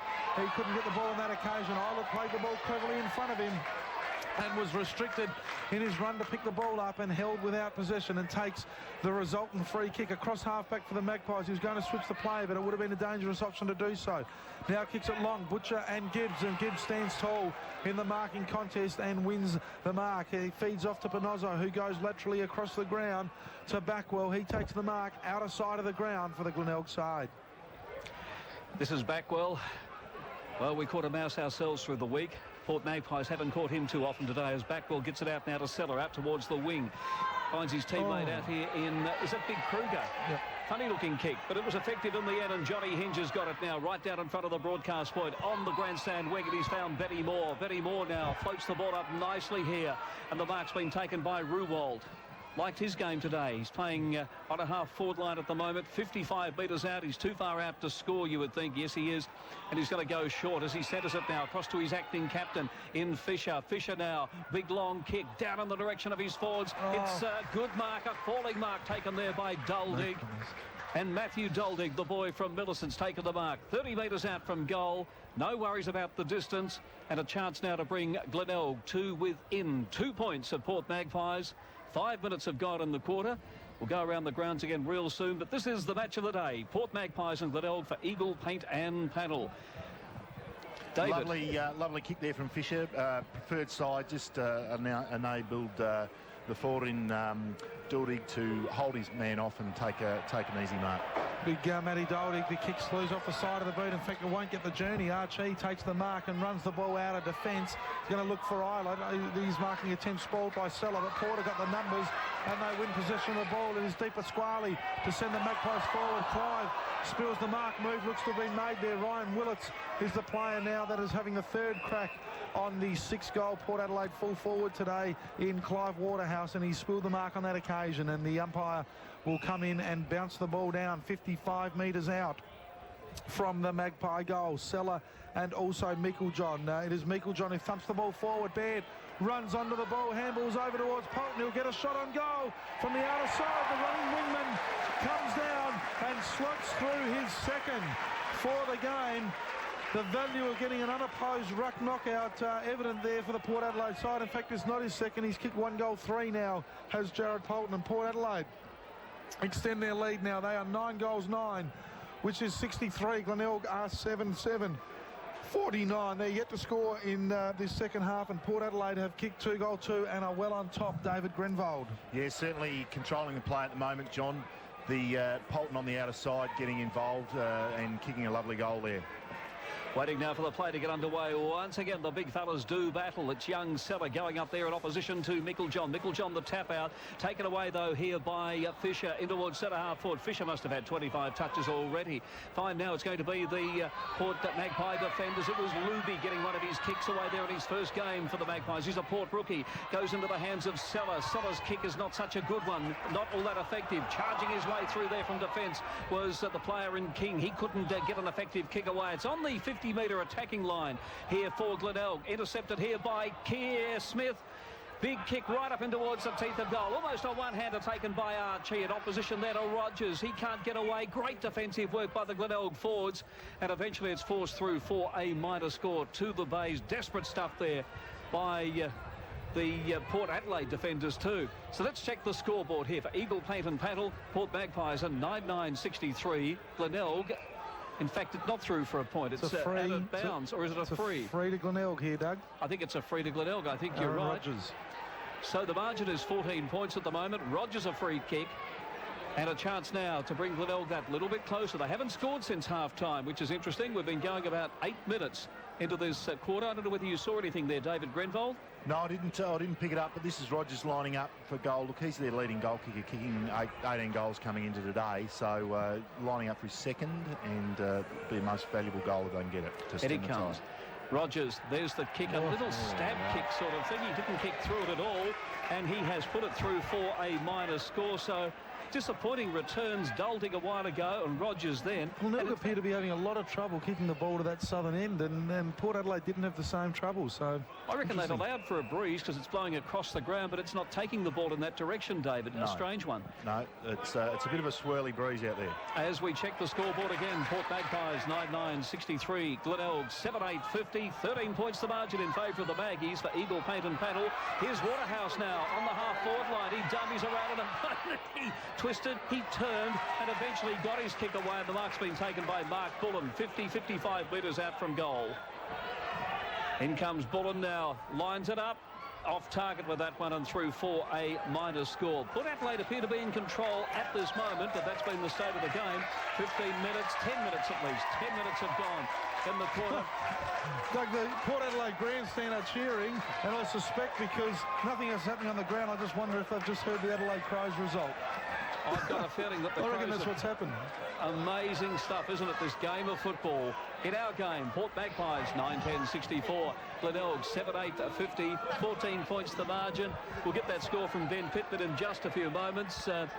We'll get some other scores too in just a few ticks. Our game, though, for Eagle Paint and Paddle. Enjoying the game, David Grenvold? Yes, look, it's the tempo's lifted in this first 10 minutes of the third quarter. So Port Adelaide have come out and they're certainly putting enormous pressure on the Glenelg side. So what about you, David, a former Essendon player? Have you got a bit of a soft spot for the two Adelaide teams too? Living in Adelaide. Living in Adelaide. Look, I suppose a little bit, Doug. I mean, there's a fair connection at Port Adelaide with Mark Williams, who coached at Glenelg for a while. At Essendon for a while, and also Glenelg, but also Dean Bailey's one of the assistant coaches down here. So and guys like Gavin Wanganeen, and there's been a lot of Adam Kingsley, and there's been a lot of Essendon connection, if you like, go through the Port Power Footy Club. Okay, the throw-in at the moment, it's about 50 metres out from the Port Magpies goal. No one able to burst clear. There's a hand pass that came out there. From Waterhouse. It was Waterhouse once again. Too far out from goal. That's why it tricked me. As a free kick's been played here to Glenelg deep in defence, and Bryce Gibbs has got it. John. Goes out wide, finds Backwell. He's made some space, takes the mark, plays on, kicks long looking for Smith, leads Eichner to the ball, takes the ball on the first bounce, and then was cleverly let go of possession of the ball. It was clever, as David Grenvold mentions in the background, and Eichner still applied the tackle to Smith. Smith played it well and wins the resultant free kick for being held onto without possession of the ball. He's got Gibbs and Backwell providing options laterally. He decides to ignore those and kick longer towards a lead there on the outer side of the ground. I think it was Ruwald involved in that one. There's a pack of players, tough to see out there. Tommy Carr involved as well. Tom Logan from the Glenelg's perspective, but no player can actually take possession of the ball on that occasion, and it's a 75 metres around from the Tiger goal. The umpire restarts the play outer side of the ground. Marriage does it well. Meiklejohn, in actual fact, down to Di Pasquale. He's got Biaxi free on the grandstand side of the ground. He uses him and feeds it back to him in the 1-2. Running hard is Di Pasquale through the middle of the ground, kicks it long. Willett's able to affect the spoil on Polton on this occasion. It's Mitchell who takes possession of the ball, goes to barrel and kicks it 60 metres towards Doherty, who can't quite take the mark with the outstretched hands. Allows the ball now in the end to go out of bounds. Is it deliberate by Luby? No, the umpire says, and we'll have a boundary throw in. And boys, David Grenville, throw it to you. I'll mention we've seen that Paul Sherwood came off early in the ground. We suspect that it might have been a change on Sherwood, but obviously he may have injured a recurring hamstring injury, because we haven't seen him come back, and that could have state game consequences. As we see, a great mark there from Port Adelaide, the John Baird from Port Adelaide. No, you're right, John. Sherwood hasn't been back on the ground, and you would have thought with the state of the game that they would have maybe given him another go at Waterhouse at this stage. So Ryan Willett's down there on Waterhouse at the moment, and that's a big job. Oh, great running. Jeremy Clayton on to Mark Clayton. Magnificent goal. Started by that brilliant mark that David Grenville picked up from John Baird, and he picked the mark up. He was very close to the ground. He's a tall man, and it was freakish stuff. And eventually it ended up in the hands of Mark Clayton. Got the hand pass from Jeremy Clayton, and so Mark Clayton went through and kicked his second goal for the afternoon. In fact, both his goals have been very, very good ones. They lifted the crowd. Port Magpies now moving along to, let's see, is that 10 or is that 11 goals? 6, 7, 8, 9, 10. That's 10 goals, 10 now, 70. Leading Glenelg, 7 goals, 8, 50. The margin now 20 points. It's about the biggest it's been in the whole match. We played 15 minutes of the quarter. And Port Magpies in control at the moment, David Grenville. If you were Mark Nickham, the coach of the Bays, and Mark might even be listening to this, what would you do? Look, it's probably getting to the stage where we've got to make a few changes and just shake it up a little bit and see if you can pull one out of the hat, and just look, just by changing some positions might find something. As we find Port Magpies have got control there. It was Elstone who tried to burst his way clear, but a free kick had been paid before that to his teammate. Tommy Carr, just on the defensive side of centre, brings it down now towards the grandstand wing. Johnny Baird almost took a one-handed and couldn't quite control it, as it's Mark Clayton who was tackled strongly, very close to the boundary line there. And Luke Panozzo affecting that tackle. Wonderful SANFL football. We're enjoying it. David. Yes, Doug, I think Cameron Eilert seems to be following Brett Backwell around, and he's probably done a really good job in the last 30 minutes of footy, because Backwell hasn't had the influence that he did in the first quarter and a half. Elstone got the handball from the clearance to Eilert, kicked it inside 50. Willits was the player to take possession of the ball. His kick was smothered, creates a turnover. It's Bullen, kicks it to a dangerous spot. Clive Waterhouse, 1-2, juggles to the mark and takes it. Was about to play on, and well, you know, we've seen Clive do some amusing things out on the field at different times, but he's showing a lot of composure today and showed a lot of common sense after taking that mark to just go back and have his set shot on goal, and in doing so, pops through. Goal number 7, Clive Waterhouse. He has been the out-and-out difference today in the forward line at Alberton Oval for the Port Adelaide side. Kicks through their 11th, and they are opening up a significant gap. In fact, a game-high lead now of 26 points. They are 11-10-76, leading the Glenelg side 7-8-50. And for Eagle Peyton Panel, let's check the status of other games around the grounds with Ben Pittman. Just in the other SANFL games, it's 44 points to the Panthers, 11-6-72 to 4-4-28. The Eagles are up 9-7-61 to 5-6-36. And the commotion over here was for the Tigers in the AFL beat the Crows by 3 points in an upset, Doug. Good on you, Ben. Thank you for that. Well, that was an upset, and I would say the biggest upset of the year so far. I guess we feel it more here in Adelaide than other places, but there's not much doubt the Crows were the hottest favourites you could imagine, particularly after Richmond's form last week when they were hammered by 120-plus points. As we find Port Magpies in attack, but a good, strong defensive mark taken here by Gibbs. Brings it out now towards the grandstand flank. He's got his teammate there in Panozzo it was too. On now to Backwell. Backwell now does a centering kick. I think he's done it fairly effectively in the direction there of Cranston. Uses his weight, gets the Port player out of the way there, but good football by young King as he went in again for a second effort there by Port Magpies. However, it is a Glenelg free out of all that. and it will be the player in Ruwald who's got the free kick. He's going to drop it short, and he's found his teammate in Fisher, and that was a very good mark considering the fact that the sun was probably looking right into. He was looking in at the sun, right, and it's what am I saying? He was looking at the sun. Looking in the sun. Thank you for that, David. Couldn't see. Couldn't see. Thank you.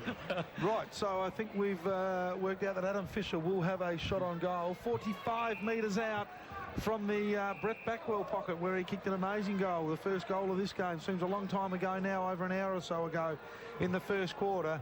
As we see the acting captain going to try and work it a bit from right to left. It is working right to left and across the face of goal. Aaron Rodgers at ground level picks the ball up, going to have a snapshot on goal, but it was well smothered by Baird on that occasion, and the Magpies now clear the ball through Luby. He's got no one to kick to, and David Mitchell will take the mark. He gives it to Backwell, who'll go laterally to Gibbs, and the Tigers can reload and go forward of centre. He's got Hinge and also McConnell short. He's going to go longer.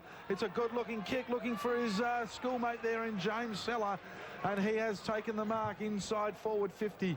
It's about 45 metres out from goal in front of the Alberton Oval scoreboard, and the Glenelg side have struggled to kick with some degree of penetration from that spot on the ground, the outer side today, kicking towards the southern end. So we'll watch this one with some interest, Seller, as Gibbs is going to provide him another option to go back to him laterally, but he's further out from goal, so Seller just concentrates on his shot for goal. Here he comes in now, just crosses over the 50-metre line, kicks. It's a pretty good-looking long kick. Is it going to get there? Not quite, but Hinge jumps high and takes the mark for the Glenelg side. 2 metres out from goal. He will go back and line up a gimme goal from inside the goal square as David Grenvold, Bryce Gibbs coming into that contest and showing some exquisite skills there to not only to find Seller with his kick as Hinge puts it through for a goal, but also to pick the right option, and the best option, which was the longer one. Yes, look, good decision, and look, you know, there's been much talked about Gibbs and his being drafted and prospects in the AFL, but you can tell he's just makes the right decisions on the footy field. It was a lovely kick, had some penetration, as you said, John, crossed the lines with his kick, and the result was a goal to Glenelg. So the first goal for the Tigers in this third quarter. They are now 8-8-56. Port, who have kicked 4 in the premiership stanza, are 11-10-76. It's a 20-point margin as we are on the cusp of time on about 19.5 minutes played. And Port Adelaide have dominated this quarter, but can Glenelg wrest back some momentum now and limit the damage on the scoreboard at three-quarter time to a small margin as the Port win the clearance. It's Bullen takes possession inside 50. He's going to spot up Clive, and he has taken the mark.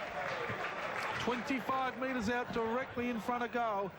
I know we've mentioned it a few times today, David Grenvold. It mightn't be that Glenelg just can't get the right matchup on Clive Waterhouse today, or is it that just Clive is just in such sparkling form that it wouldn't matter who's down there today? Look, I think Clive's definitely having a day out, but yeah, the matchup's right. Ryan Willits has only played 14 games, and Clive's got a lot of experience, so he'd be teaching him a few things. And he comes now. Waterhouse will kick from around about 35 metres. Not much of a run-up. Kicks for goal. Missed. And has missed with that one. Just on that, though, it's a cruel game football because the last goal that Clive kicked, Ryan Willits attacked the ball, took it out of defence, but the kick got turned over, and Waterhouse was sitting back in the square. So the match of the day for Eagle Paint and Panel. Station sponsors shows Port Magpies leading 11-11-77 over Glenelg 8-8-56. The margin 21 points, still anyone's game. We've played 21 minutes of the quarter 2 as Adam Fisher, the acting captain for the Bays, has got it now. Feeds the hand pass out there to his teammate in Big Smith. He got it out there to Reeville. Reeville now kicks the ball very high in the air. It's in the attacking zone. And a good mark taken by Port Magpies deep down there in defence by Big Van Marich. A good pack mark, a contested mark as we call them these days. Feeds off the hand pass to Tommy Carr in turn. Gets it on there to his teammate in Christian de Pasquale. And Port Magpies are surging forward again. This time it's going to be Shane Biarchi. He's in the attacking 50 now. Waterhouse has got the ball. Magical skills as he hand passes over his head. That was stunning stuff. He's just a player in form today. It doesn't matter who you play on him. Butcher has kicked the goal. The former Glenelg boy now with the Magpies. And Troy Butcher, after a freakish hand pass from Clive Waterhouse, and Port Magpies 12-11. 12 goals 11, 83. Lead Glenelg, 8 goals, 8-56. We've played almost 25 minutes of the quarter. David Grenvold. Look, it's starting to blow out a little bit, Doug. That last goal from Glenelg came from John Hinge, and he's playing on the half-back line. So you'd want to hope that the Glenelg forwards in Rogers and Golding start to get involved in the game and score. Port Adelaide go forward, this time through Jeremy Clayton. Every time they do go forward, Clive looks like getting hold of the footy. It's Butcher now. Got possession again. He's going to launch another shot on goal. No, it won't get there, but Michael John playing deep alongside Clive there in the square. That one was set up for the big fella on that occasion, and he takes the mark in contest to Josh Kruger and will line up from goal from only about 15 metres out. A 45-degree angle to negotiate should not present a problem for a player playing at this standard of footy. In he comes, the big fella, and yes, there he goes, weaves it straight through the high diddle-diddle, and James Meiklejohn has kicked his second goal, cast in an unfamiliar role there across the full forward line, does it well, and the Maggies now 13-11-89, leading the Tigers, who are 8-56. David Grenvold. Look, and we're focusing a little bit on the back half here, John, but I think the Glenelg midfield's got to start to have a bit of a closer look at themselves. They're allowing their Port Adelaide opponents to supply the forward line with much too much ball, so they're going to have to start to work themselves back into the game. And, of course, the big upset today. We've heard the news that Richmond have defeated the Crows by 3 points, and the other two SANFL matches will go around the grounds again soon. But South Adelaide had a very good lead over Central's last time we heard that one. Something like 40-odd points, and the Eagles well in control against Westies. In this game, Port Magpies have got control now as Baird goes with a hand pass, gets it out there now to De Pasquale, or was that Elstone? They look very similar. The ball's on the centre wing now. Players are fighting for it. It's on the ground. Mark Clayton's in there. He's tackled strongly by the youngster in Mark Ruwald, and the umpy comes in and says, "It will be mine." So we're approaching three-quarter time. The margin now is 33 points in favour of Port Magpies. It's been a great game of footy, though. Can Glenelg come back? This is going to be the real test for them today. They've done well, relatively well, the first half, but the Magpies in control now. Mark Clayton, the captain of Port Magpies, tries to burst his way clear, but he's brought to the ground at a good tackle, and there will be another throw-up. It's on the centre wing, just down from the broadcast point, in front of a very, very good crowd here today, as you might expect, between Port Magpies and the Tigers from Glenelg. Seller and Marriage. Marriage wins that one comfortably on that occasion, but well, I was about to say Port can't win the clearance, but they do through a free kick against Bryce Gibbs. Will be paid to Troy Butcher to send the Magpies forward and inside 50. Kicks it long. Meiklejohn storming out again. Cranston is the player that's been moved onto him now with Kruger going off the ground. It's taken now by Polton, who receives the handball and has a shot on goal. And everything the Port Adelaide side do, forward or centre, is turning into goal during this all-important third quarter as Jared Polton almost squares his personal ledger up now, having kicked 3 behinds up to half-time, kicks 2 third-quarter goals, and the Magpies now move on to 14 goals, 11, totalling 95, dominating this game now, and a match-winning 39-point break over Glenelg, who are 8 goals, 8. 56 on the Eagle Paint and Panel scoreboard. We've played 27 minutes in the third quarter, and we check the scores around the grounds with Ben Pittman. Middle of this third quarters at the other grounds at Noarlunga. The Bulldogs are making a little bit of a comeback. It's the Panthers by 29 points. And at the other game, the West Adelaide are making a big comeback. They're behind by only 15 points nearing three-quarter time. But on your band, of course, the Crows going down today. Richmond inflicting the upset of the year on the Crows, winning by 3 points. The game there at Telstra Divers. Waterhouse has kicked his 8th goal.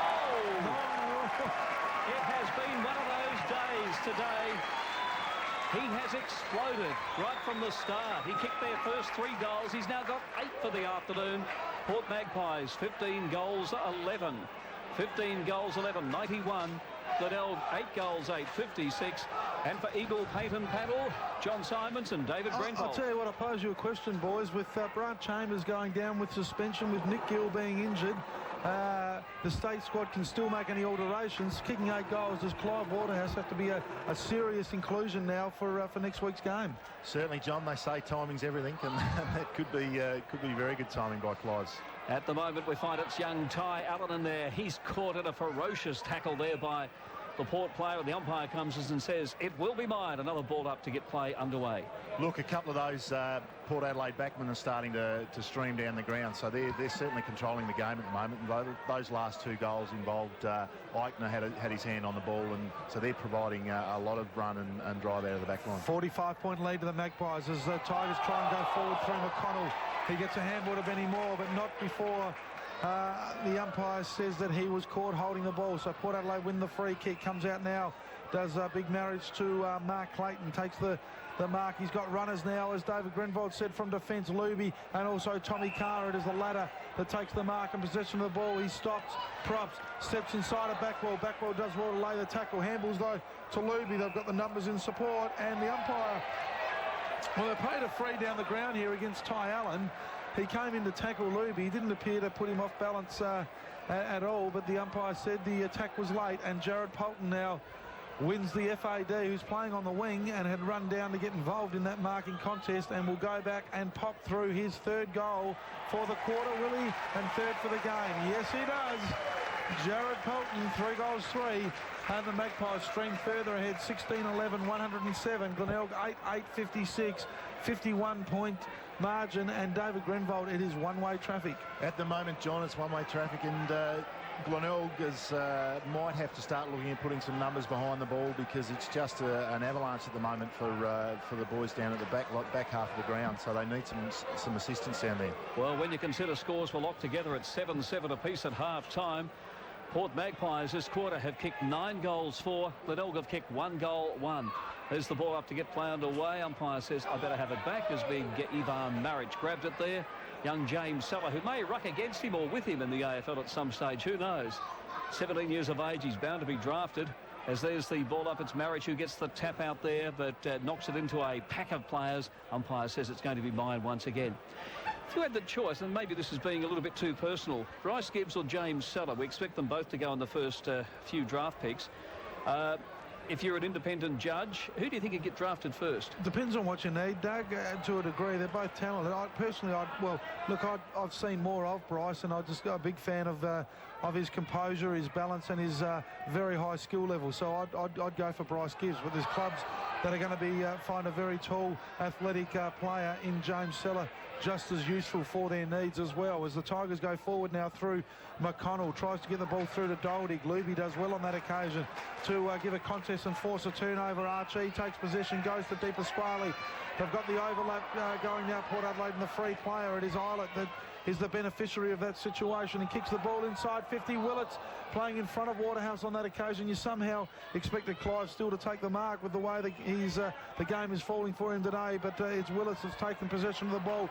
Was tackled, tried to handball the ball to Backwell, but he missed the target, turned over. Mark Clayton now kicks it inside 50, and as you'd expect, the way the quarter has gone, it will land in the arms of a Port Adelaide player, and it has done so. And on this occasion, it will be, is it Rock Harry or is it Elstone? Let's have a look there. I think it's Rock Harry, the player in wrestling terms, the great one, will go back and have a shot for goal from about 35 metres directly in front. Here's the shot on goal. Yep, through she goes, no surprise. That one, given the way that the quarter has gone, Rock Harry kicks his first goal, and at three-quarter time, well, at half-time, the scores were Glenelg 7-7-49 to Port Adelaide 7-7-49.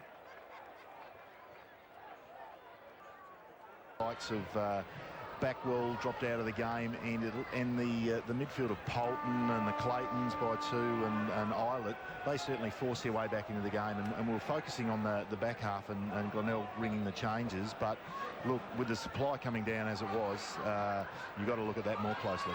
As the bounce up, it was one of the highest bounces I've ever seen in Port Magpies, with a chain of hand passes. Ends up with Bullen. He went with a hand pass. It's intercepted, though, here by Panozzo. He's ridden into the ground. The umpire says a free kick, Luke Panozzo.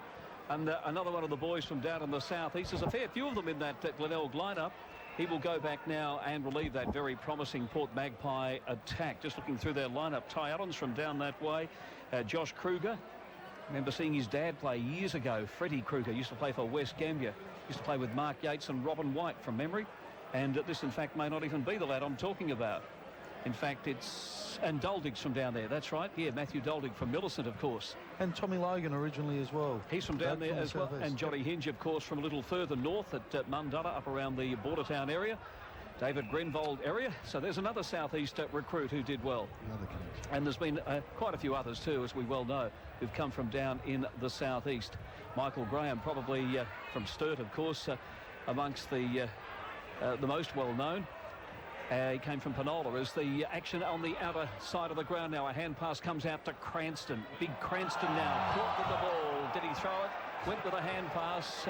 Umpire was perhaps a little bit generous from where we sat. May have got his fist to it. It's deep in the attacking zone here for Glenelg. Can they make something of this one now? About 40 metres out from goal. It comes out to Ruvol. He can't get rid of it there. He's quickly dispossessed of the ball. It's on the ground. And Glenelg getting a lot of touches, but not able to get anything clean away there. I don't know whether Port have actually touched the ball. Yes, they have now. It was Eichner who went with a hand pass there, and Port Magpies have got a clean possession there through Biarchi. Goes down towards half forward. Maybe that's the difference between the two sides. It was a clean possession, almost a mark, but no, Glenelg too strong in defence. A hand pass comes out now to Panozzo once again. He kicks beautifully with both sides of his foot, and back to Gibbs this time. Gibbs back to Panozzo. Panozzo outer side of the ground. Not the prettiest bit of football, or even cricket for that matter. But well, I thought of cricket as it's a Glenelg boy out there in front of the Alan Scott Power headquarters. Is that a Glenelg mark? Doldig. I think it is. It's big Matty Doldig has taken this mark. Tell you what, Doug, it's a very important quarter, this one still for Glenelg. They've been outclassed in that third quarter. They've opened the season really well. They've got a strong percentage at around about 56%. And if they're going to win their share of games, and percentage could be very important come finals time. So they would want to reduce this margin by at least half of what it is between now and the final siren.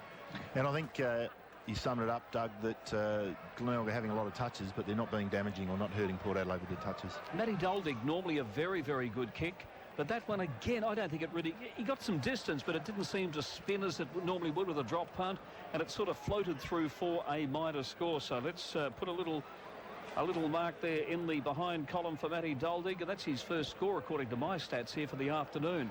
Not enough, obviously, for a key forward, and he would know that too. Glenelg 8-9, 57. Trading Port Magpies 17-11, 113. About 3 minutes have gone in the final quarter. Beard now.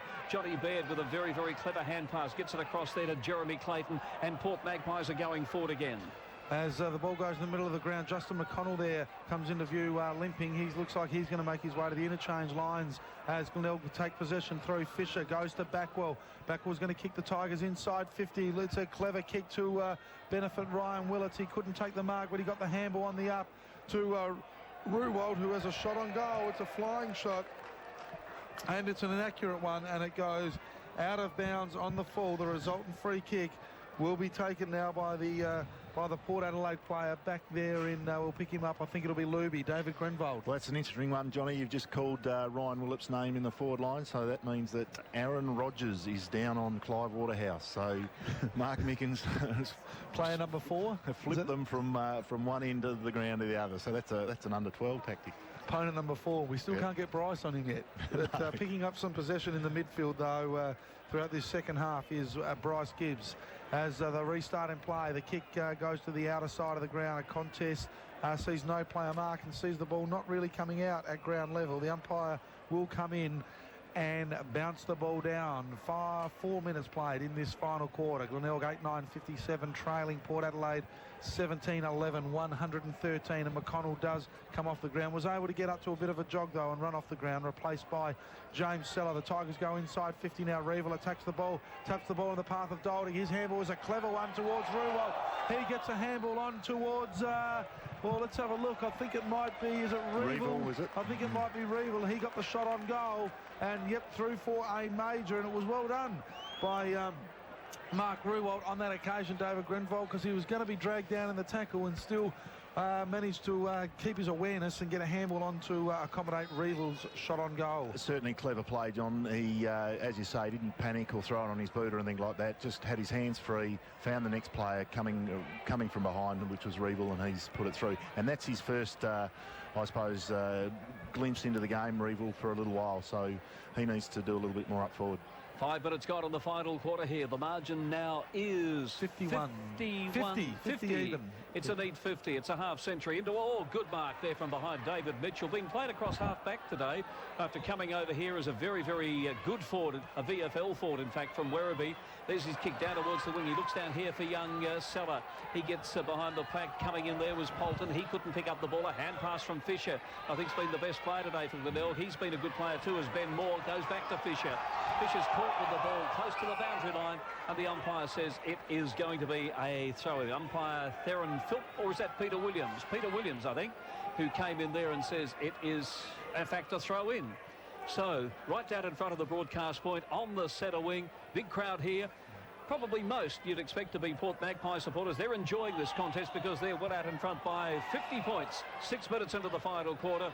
And umpire Williams again on the play says it will be another ball up as players lock the ball in.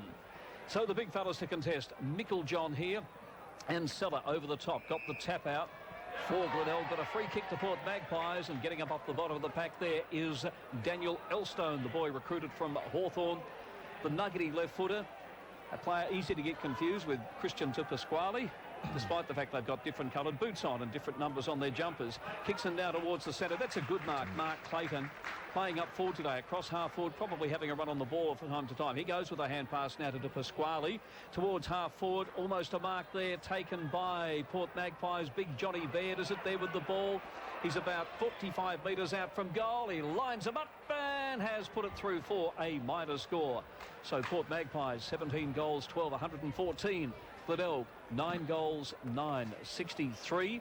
7 minutes into the final quarter, and Glenelg showing a bit of fight, although Port back in it then. David Grenvold. Certainly they've stemmed the tide a little bit, Glenelg, so that's a good thing. You need to stop the flow of traffic firstly, and then mount a bit of a counter attack. So let's hope they can do that. Smith takes the mark from the kick out. He kicked it long to Seller, who took a good mark. He may have hurt his collarbone when he was brought to ground by Tommy Carr. Umpire allows the play to play on. Logan goes inside 50 to Ruwald. Here's a shot on goal. It's coming back, but it went through for a minor score prior to working its way back, and it's a behind to Mark Ruwald, his second for the game. And Glenelg 19-64, trailing Port 17-12. 114, 50-point margin. Seller is back up and about as he comes in and gets involved in that marking contest. He spoils Polton, but the umpire says he got across his shoulder. I think he's still carrying that arm somewhat, David Grenvold, as we see. Yes, he's not putting the left arm up on the mark he here. He looks a little bit sore, John. You're right.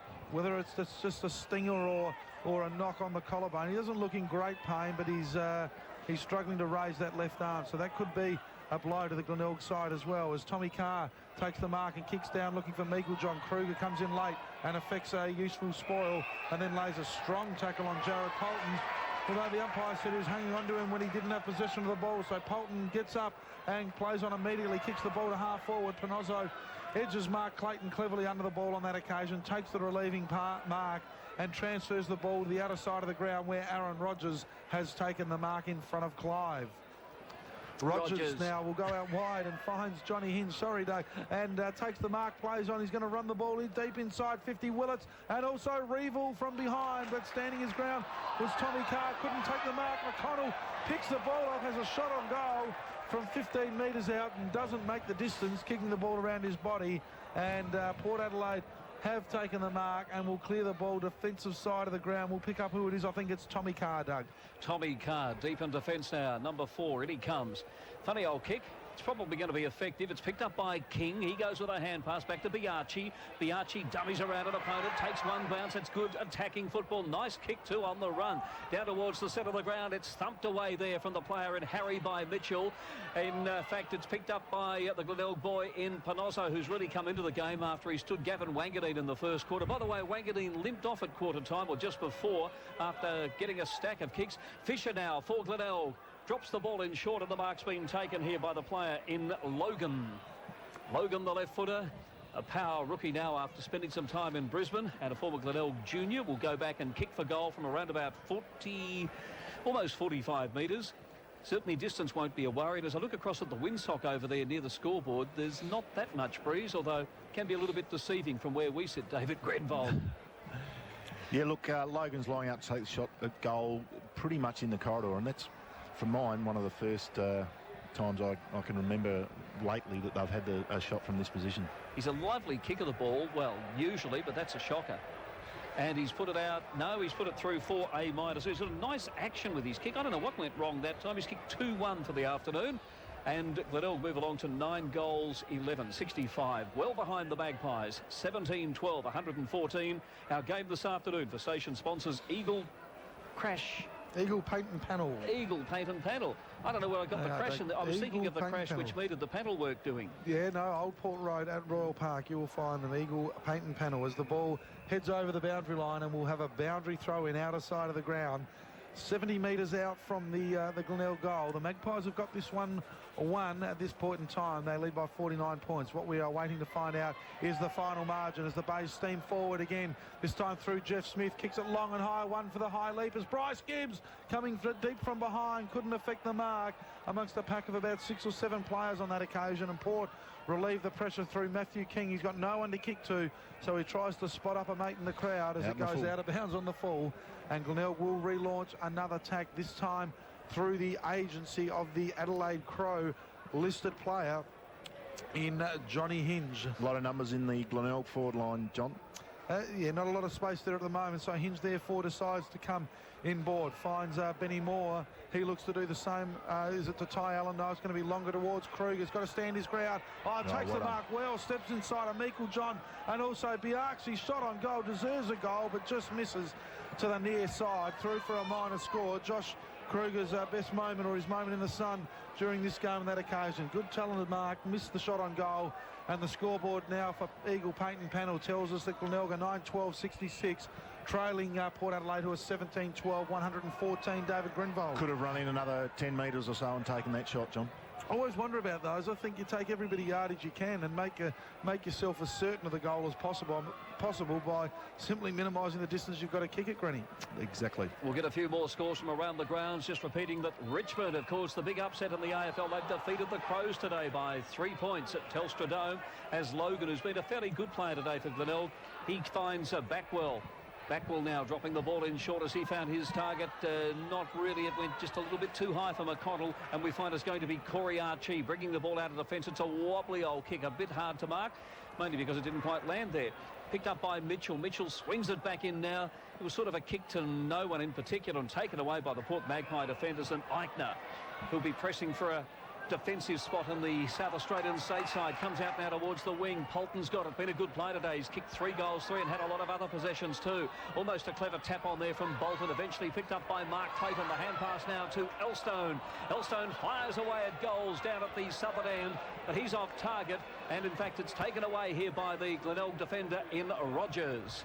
Rogers now comes back in board for Hinge. Backwell gave him a lead, but decides to come back in board. Hinge feeds it back to Rogers. He may have run himself into trouble here. No, bounces off Johnny Baird and gets the handball back to Hinge, and now he'll chip in short and find Logan. Logan's got a player free this side of the ground in Ty Allen. He spots him up. Good kick.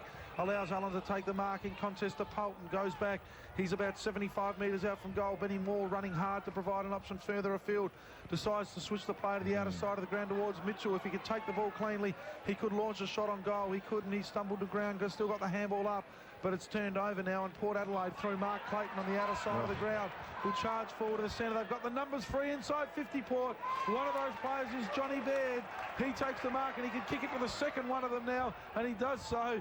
And it takes the mark, and Jeremy Clayton runs into an open goal and goes back your mother for the Rummets, and it's 3-4-A major.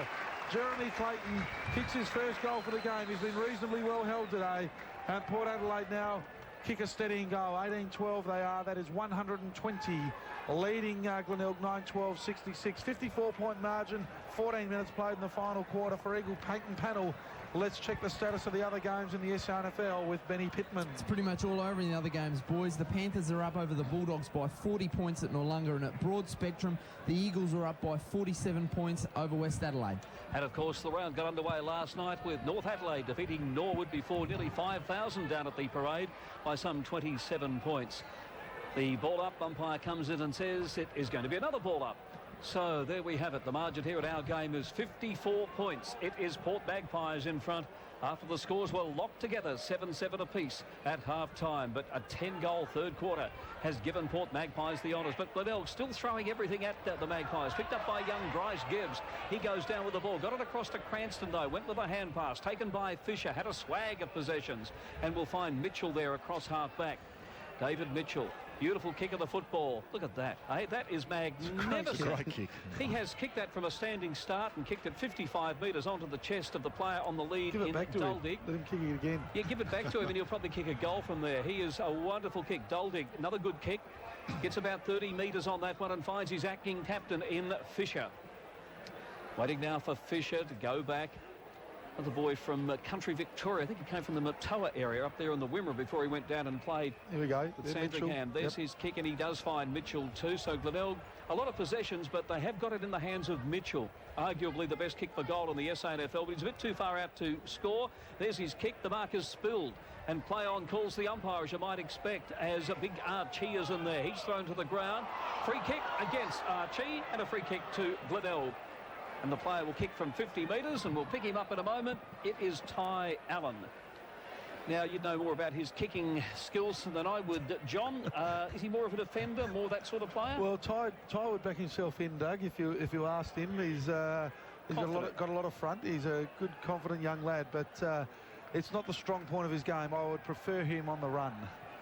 And he comes, Ty Allen. Beautiful kick. That is a magnificent Good lad. Well done. He'll enjoy that one. It has not looked let's hope he doesn't hear that during the week. Jeremy Clayton just coming on to replace Daniel Elston for Port Adelaide. Ty Allen, I reckon you deserve 3 votes for that, just because it's made a fool out of John Simon. You can never get them right. If you want them to kick it, so they won't. If you think they won't kick it, so they will. No, good goal, that one. It's still a long way between the teams. So Port Magpies 18-12, 120. Lead Glenelg 10-12, 72. So 48 points the margin. We've played 17 minutes into the final quarter. Umpire puts the ball down to get play underway. Once again, up go the big blokes. It was Kruger that got the left-handed hit out away there, but Polton gets the kick away down towards half forward for Port Magpies. Morrison back on the ground. He's slung off the ball on that occasion. Rock Harry, he's been a very, very good pick-up from the Eagles. Swings the ball over his shoulder. It's on the ground. Waterhouse has got it. Went with the hand pass. He's kicked 8 goals today. We want him to kick 10. Except for Glenelg supporters. Comes out now to Mark Clayton, a left foot snapshot for goal, and the Port Magpie skipper has put it through for a minor score. 2 goals, 2 for the afternoon. He's got great skills on both sides of the body, has Mark Clayton. I reckon for any young kid wanting to learn how to kick a football, David Mitchell is one and Mark Clayton's another. They're excellent. Port Magpies 18-13, 121. Lead Glenelg 10-12, 72. 18 minutes of the quarter gone. And it almost seems as though we're playing down time, but still important minutes here, David Grenfold. Oh, certainly from Glenelg's perspective, they're important minutes. You want to see which sort of guys put their hand up and not let this blow out too much. Pinozzo now takes possession of the ball, the back half of the ground, has a couple of bounces and swings it out wide. Where, let's see, Gibbs will take the mark. He takes a bounce down. No, Mitchell it is now. Kicks it long. Torpedo punt. That has travelled 70 metres, I kid you not. Comes off the boot now of Luby and goes towards Mark Clayton. But Mitchell has launched an amazing torpedo punt there. But to no advantage for his side from a possession viewpoint as Port Adelaide go inside 50 now again. Polton looms large over the top of this one. Can't take the mark. It comes down to the ground. Mark Bullen dribbles the ball through, well, not once, but twice. And then misses as it goes through for a minor score. 3 behinds now to Mark Bullen. If he's going to replicate Jared Polton's effort, he'll follow up 3 behinds with 3 goals during a quarter, as Polton did during the third quarter. The ball comes back into play. The Magpies lead it by 50 points.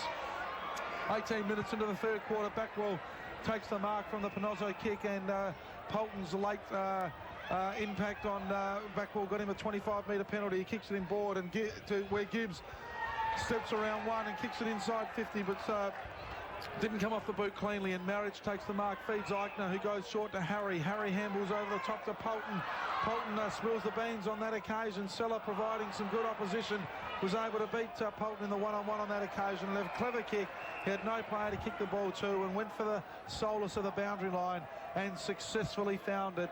as we approach the 19-minute mark. The Eagle Payton panel scoreboard: Port Adelaide 18-14, 122, Glenelg 10-12, 72. David Grenvold. Certainly the sting gone out of the game now, John. There's some guys, and it looks like the Glenelg guys, and always happens when you're behind, running up and down on the spot. So there's some tired bodies out there. Tom Logan throwing his body in there, even though the game is well and truly lost for his team, Glenelg. But that's a wonderful sign for his club, just the way he went for the ball there. He's affected a ball up right down in front of our broadcast point. So with the margin 50 points in favour of Port Magpies, there's no doubt that they're going to win this contest as the umpire goes down. He's up on his feet again, though. Umpire Williams, and a free kick to be paid here. Doug, an interesting one for David Grenvold. We see a lot of stuff in the paper or in the media in recent times with Port Power and their lack of toughness with some of the players that have left the side. Tom Logan's an interesting proposition, a Port Power rookie, and certainly he has an element of that tough quality that they're looking for. It certainly does, John, and yeah, Mark Williams came out last week and said that a lot of his players lacked the toughness side of things. So if you put a guy like that in the squad, it lifts some other guys. Clive Waterhouse has got the mark. Chance to bring up goal number 9 here for the former Freo leading goal kicker on a couple of occasions. Former soccer star in his younger years, and I dare say he'll be watching the World Cup with a lot of interest. But then again, won't we all? As a football lands on our equipment, but it's all okay as we watch this kick now for goal by Clive Waterhouse. Now, Clive can spray them a little bit, can't he? But not today. Kicking from right near the bowling green. If you're standing there in the under cover at the bowling green, I don't think you're in any danger there. And he comes, kicks for goal. No. That is a point. I was actually, I tell you, Doug, it's interesting. He has kicked. We talk about the difference between the two sides today in the end. Clive Waterhouse has kicked 8 goals 3, which totals 51 points. And if you lads can just let me know what the margin is on the scoreboard there, I think you'll find it is 8 goals 3, which is 51 points. Certainly no coincidence. No coincidence at all. And whilst he did kick a couple of early ones on Paul Sherwood, I think it's quite obvious that Glenelg have lost Sherwood, and that's hurt them badly. As we find Port Magpies again driving the ball forward. Can Waterhouse get his 10 goals? Who knows? But Jeremy Clayton's come in and taken a good mark there. He's only kicked the 1 goal today, and I'd say by his standards, he's had a relatively quiet game. He's come into it more. David? Free kick to the Port Adelaide player in Morrison, I think. Yep. Yes. Right. So must have been holding off the ball or something like that allowed Clayton to take that mark. So Morrison's lining up. So Morrison, the former Brisbane and Richmond player. I wonder if he knows that his old team have knocked off Adelaide as he kicks for goal. Got it. And I think he's just got it through. Yes, he has. Port Magpies 19-15, 129. Leading Glenelg 10 goals 12, 72. As it gets a little bit cooler here at Alberton, we'll get some scores from the other games in a moment. Our game here today brought to you by Eagle Paint and Panel. As Ben Pittman writes away furiously. He's not quite ready for us yet, but David Grenvold. Yes, look, the shadows have come over the ground now, Doug, and the game's all but over. And Port Adelaide have been fantastic in this second half. They've certainly Glenelg have kicked 3 goals to the half to Port Adelaide's 13, is it?